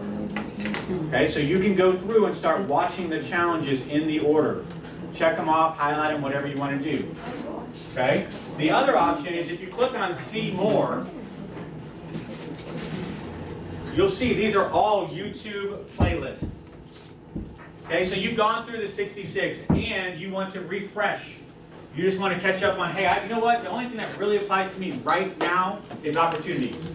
You can come in and click on this playlist under KW Command Opportunities and only see the videos that pertain to opportunities.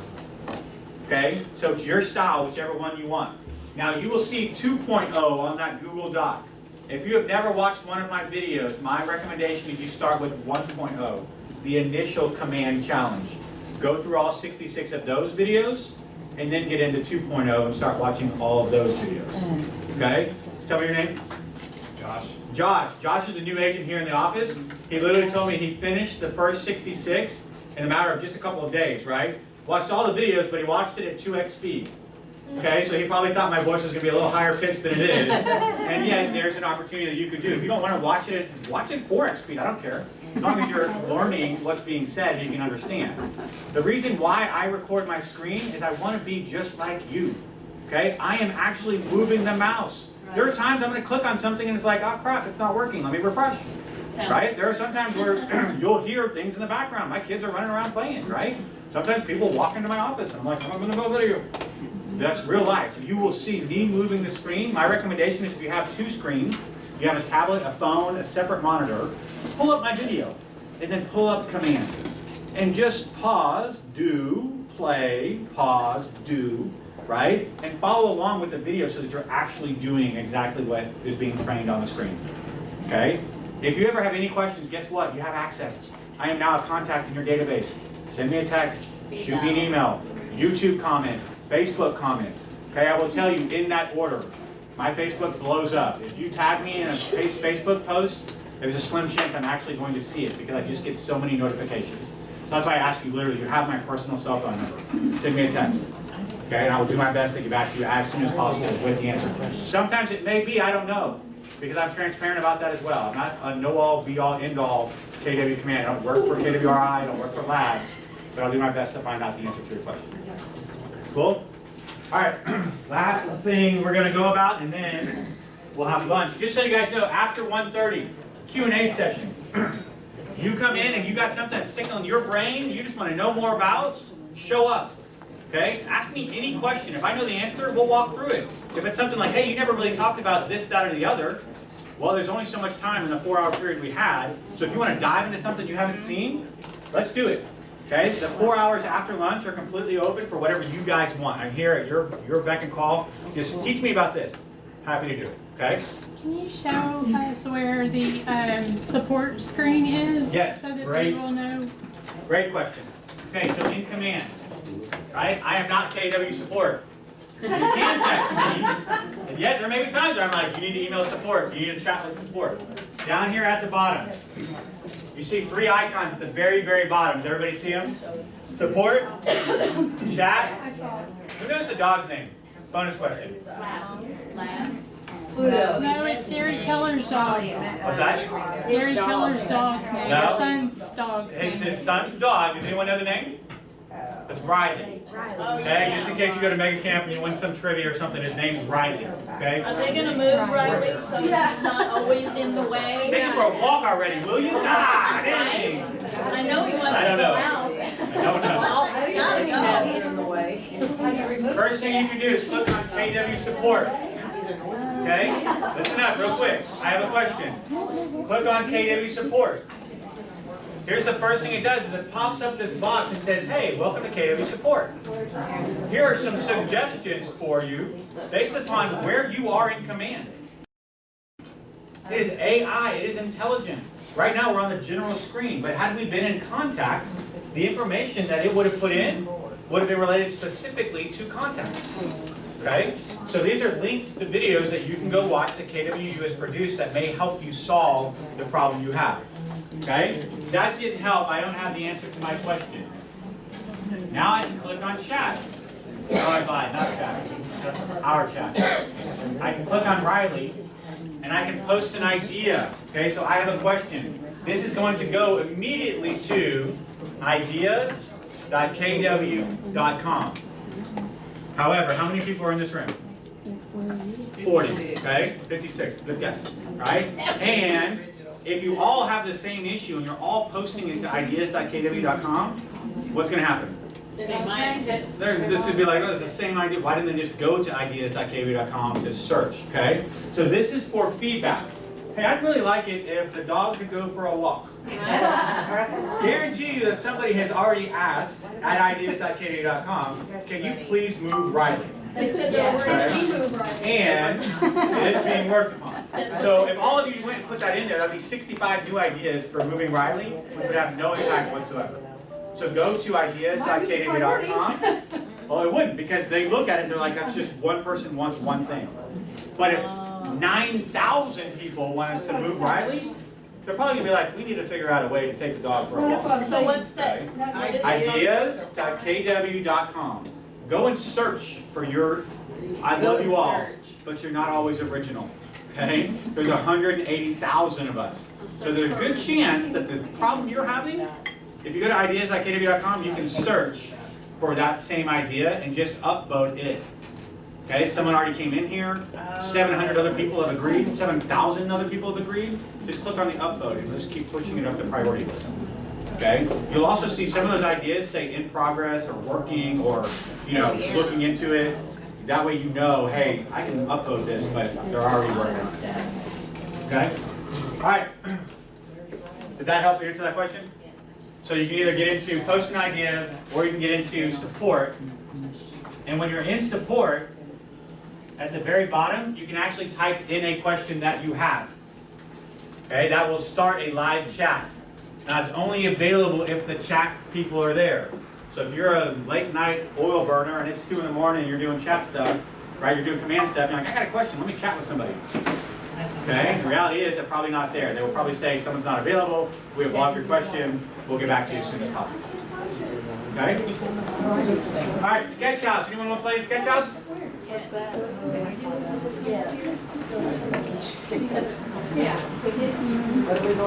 What is Sketch House? There you go. What's your marketing? What is Sketch House? Okay, what is Sketch House? Marketing. Design a flyer. Design a flyer. What else? Be more specific. Postcard. Postcards. What else?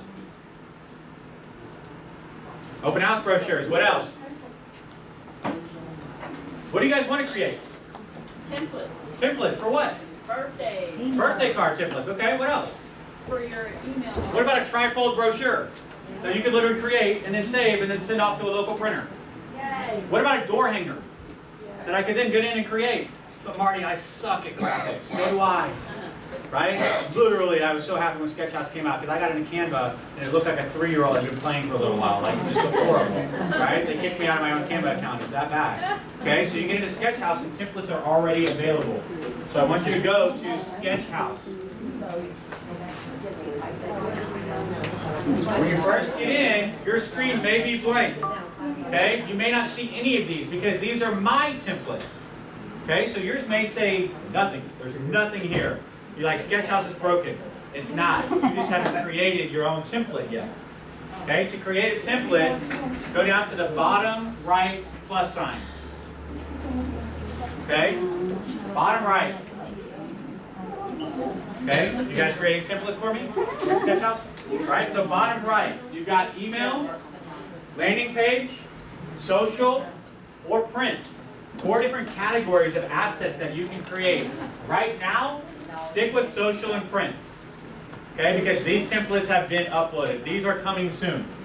Okay, so right now, click on social or print. Anybody want to create a really cool Facebook graphic for a new, someone have a coming soon listing? Anyone? You have a coming soon listing? Okay, great. I'm going to create a Facebook post for it. Is that okay?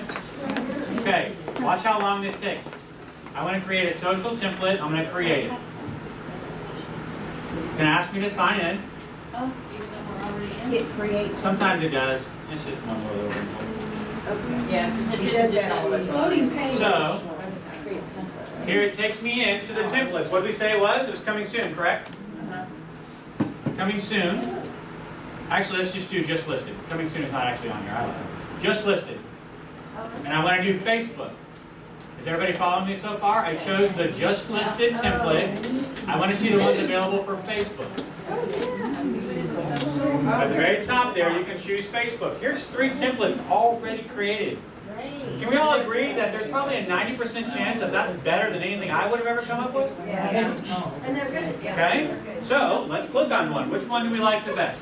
It's your Facebook post. Which one do you like? The last one. Far right? Okay, we're going to use this template. We click on Use Template, and it's going to connect us to WeBrand. Okay, WeBrand is the graphic editor that is now built into Command via Sketchhouse. Okay, so here is WeBrand. This is the editor. Okay, immediately, this is the template that has come up. Okay, if I want to do it in 2 minutes, I like what everything happened. Hey, you know what? What's the address? 1135520. I'm going to double click here until I get this little icon. You see how it changed? Look at my icon. Do you see it? It's this little bar that has, it looks like an eye. Okay, that's my text icon. Click on that. I'm going to delete out all this information that's already in here. And tell me the street name. 1135520. All right, that mark? Okay. Contact me for details. I can put in, right? Let's put.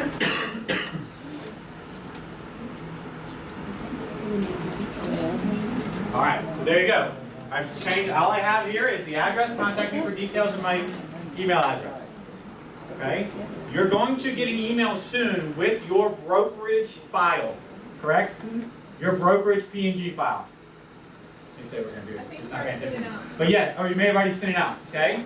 You want to upload that photo. Enjoyed the lasagna, had a little garlic bread, found the fork.